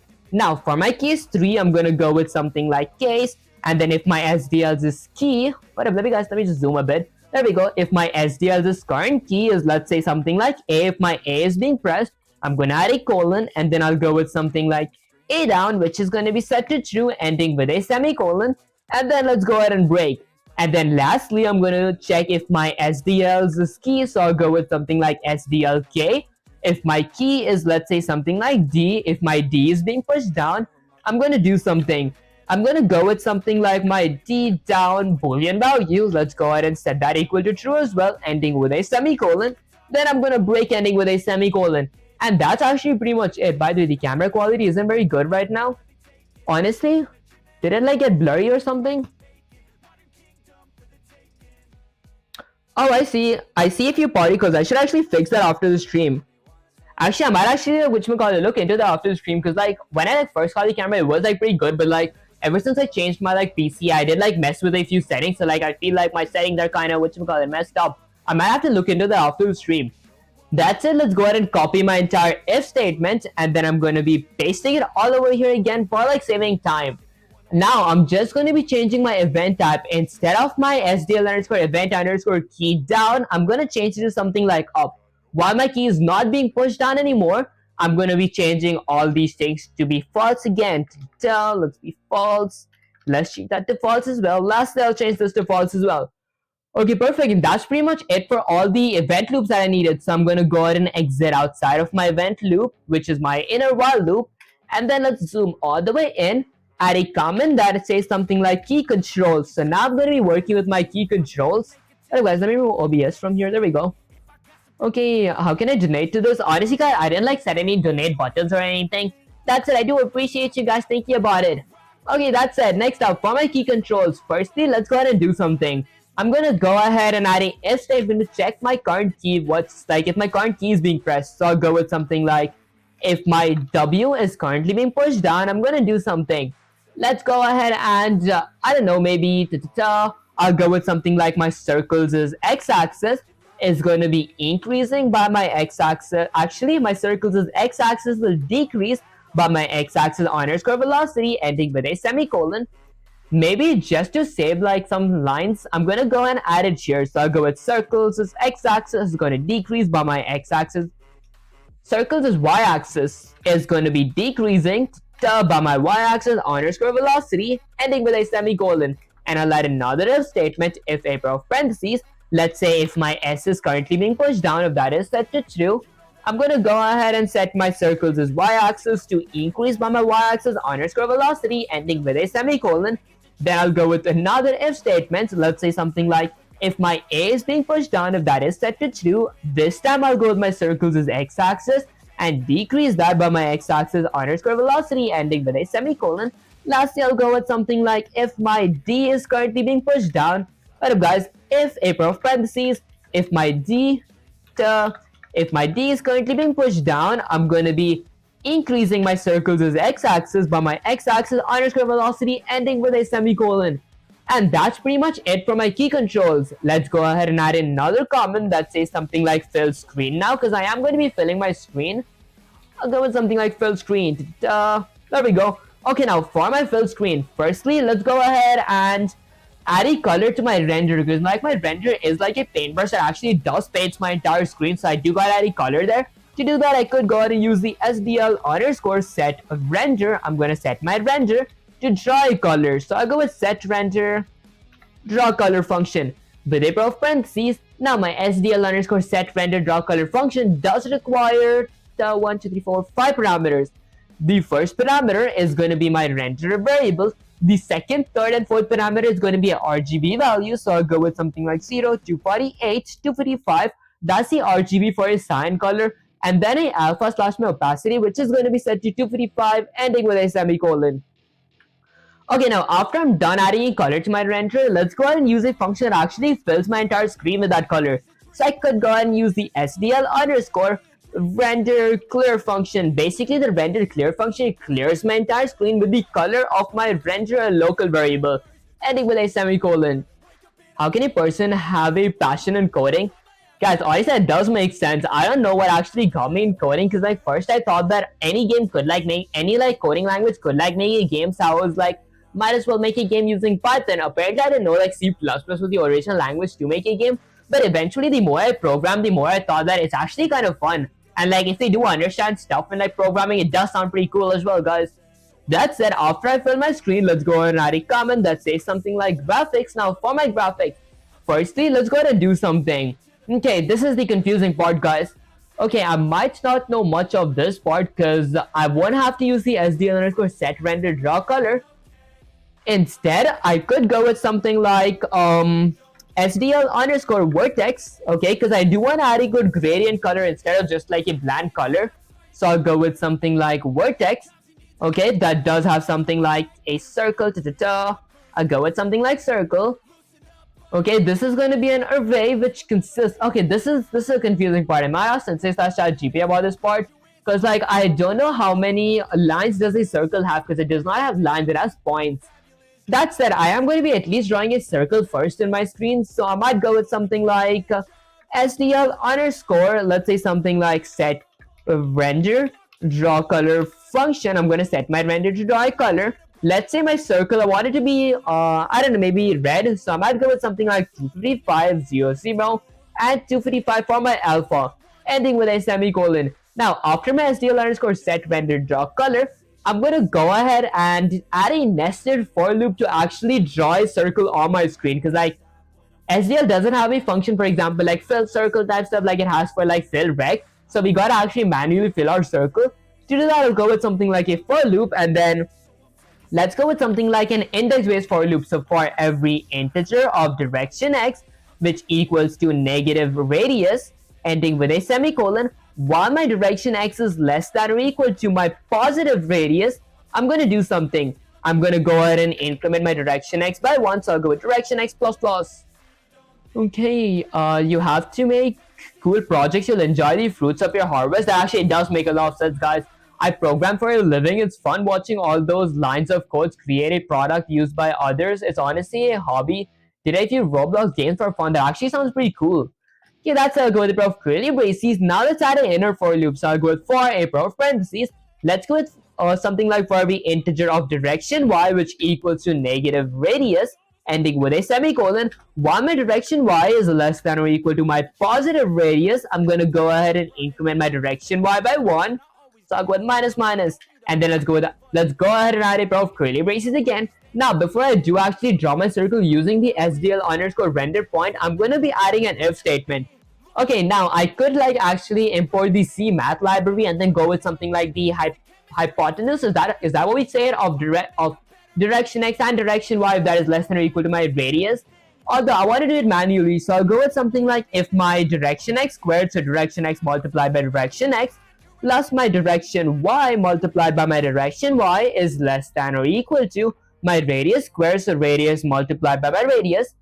That's when I'm going to do something. Now let's use the function that actually does draw my circle. So I'll go ahead and use the SDL underscore render point function. So I'm going to render a point.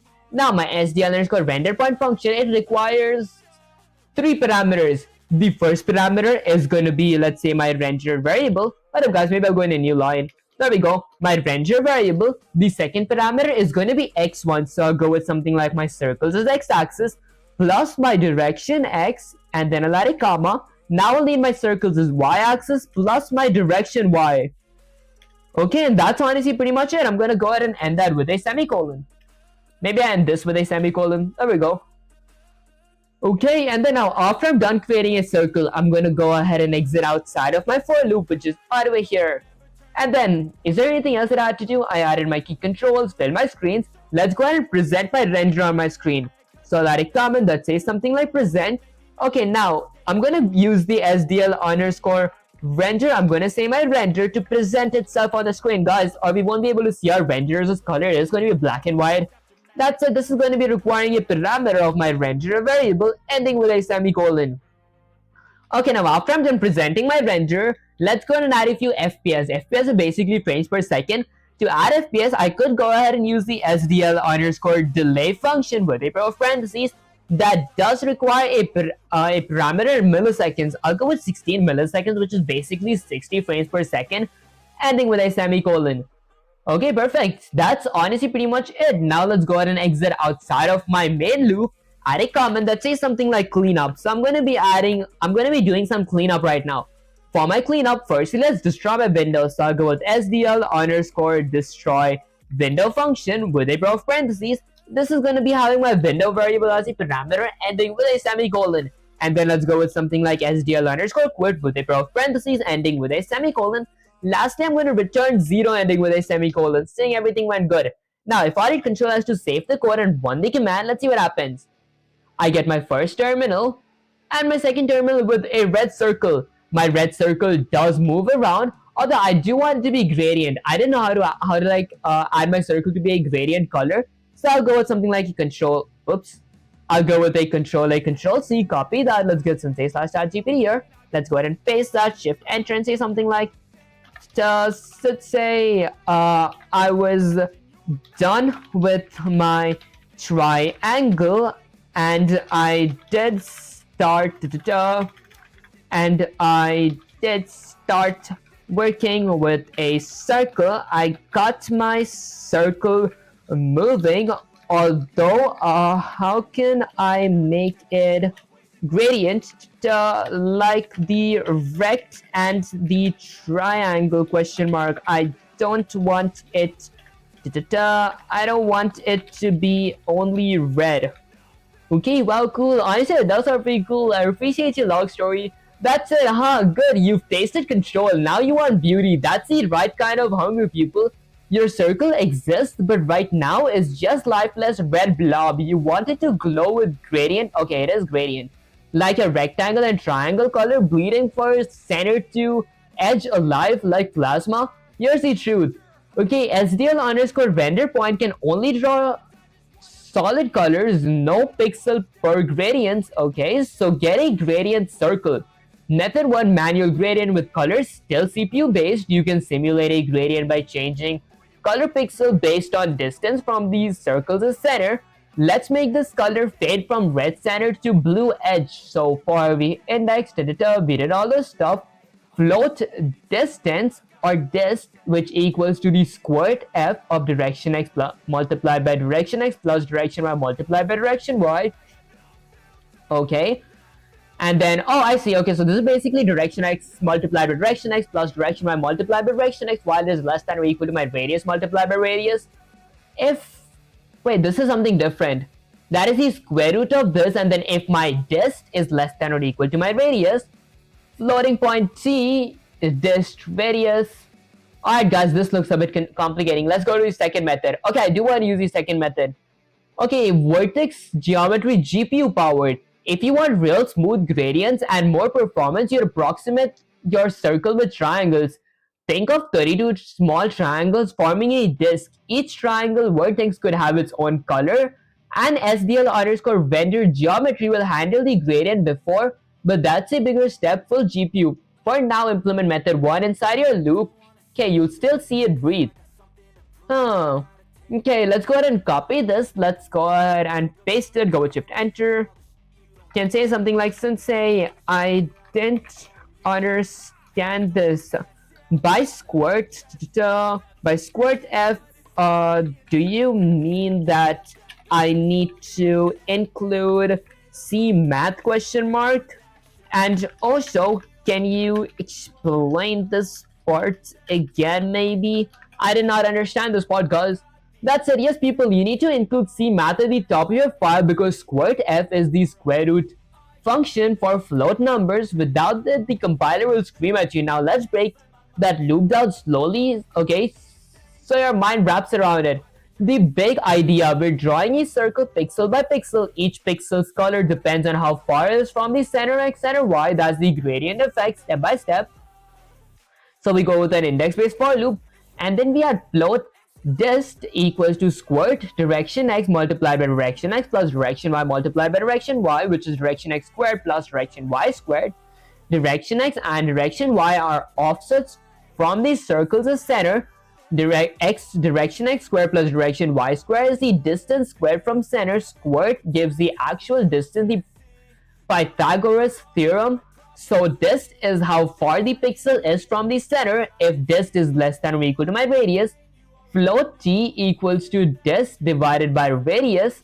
Only pixels inside the circle are drawn dist less than or equal to radius. T is normalized distance, 0 at the center, 1 at the edge. This is what lets us gradually change color from center edge. Unit 8 art. Okay. Alright guys, I think I see. That's it. I do want to check that if this code actually works before I do actually write it out, because there are sometimes where I get a code for like whatchamacallit, for SDL2. Okay, if I do paste it, this does look like an SDL3's code. Let's go ahead and include C math real quick. So I'm gonna go ahead and use the hashtag included prop ankle braces. I want to include C math. Okay, let me check if it actually works. Okay, so if I were to go with Control S to save the code and run the command, let's see what happens. I get my first window. Okay, I do get my second window, although it looks like kind of a cursed eyeball. Okay, that's what I'm talking about. It's always worth it. The results of our hours of hard work keep going. That actually does make a lot of sense, guys. Okay, that's it. Is this what I actually wanted it to be? Okay, maybe can I change a few colors? Oh, I added RGB on my own. Hold up, that is 1.0. Instead of going 1.0, I'm going to change that to be something like 1.0. Let's change that to be 0, 1.0f. Okay, let's go with 0.0f. Okay, now if I hit Control S to save the code and run the command, let's see what happens again. I get my first window pop up. That's my second window. It is like the same color though. Okay, fades in blue. Fades out red, fades in blue. 245. What if I change that to 0? If I hit Control S to save the code again and run the command, let's see what happens. Okay, that gave me somewhat a black color. This isn't the kind of gradient that I was looking for, guys. And maybe I feel like this is like a lot to actually process at this stream, guys. Maybe I might go into this next stream because I will be working with like gravities as well. Okay, that said, maybe I will actually cover this next stream because like I have been streaming for 2 hours and I do gotta do some of my college stuff as well because I do have an exam coming up. And guys, I didn't get my exam results today. I actually passed. I was so close to getting an 8. I got an 88. Okay, lol, I fell into this job 10 or so years ago. There's so much free training out there. Google does a lot of free coding classes and gives you a recognized certificate dedicated for 2 months to training. That actually sounds pretty cool. Okay, that said, let's go ahead and get this ChatGPT back here. Okay, let's say something like, let's say, okay, next stream, I am going to be going over, let's say something like gravity in SDL3 using C++. Okay, so I might cover coloring circles then because I feel like I do got to go right now because I do have college assignments. Okay, that said, is there anything that you want to say to the viewers before I end the stream ? Guys, I have so many typos. Does it give data science certificates too? Okay, listen up, pupils. To all the viewers out there, today you witnessed the magic of code. We moved triangles, rectangles, and even made circles glow with gradients. Remember this, every pixel you control with code is a piece of power you own. Keep experimenting, keep breaking things, and never settle for red boxes when you can have rainbows. And people, I'll be back next stream to make things fall. Okay, to make gravity real in SDL3. Get ready because nothing floats forever. Now go to those assignments and don't waste time. Your code will master itself. Kisses at a head pat for showing up strong today, guys. That did not make me blush. Okay, that's it. Let's go to my main camera. Alright guys, so basically that was pretty much it for the stream. That's it. I did like want to stream for longer, but I do gotta actually go because like I can't actually fatigue myself just like programming because I do gotta like study for my college stuff as well. That said, I did start multi-streaming on Twitch, Kick, YouTube, and Trovo as well. I will be multi-streaming on TikTok and Instagram as well if I did meet the followers and requirements. If you guys do enjoy my content and haven't followed me there, make sure to follow me there. The link is in the description. And also make sure to join my Discord server. That's where I do like give the announcements whenever I do go live. The link will be in the Discord server as well.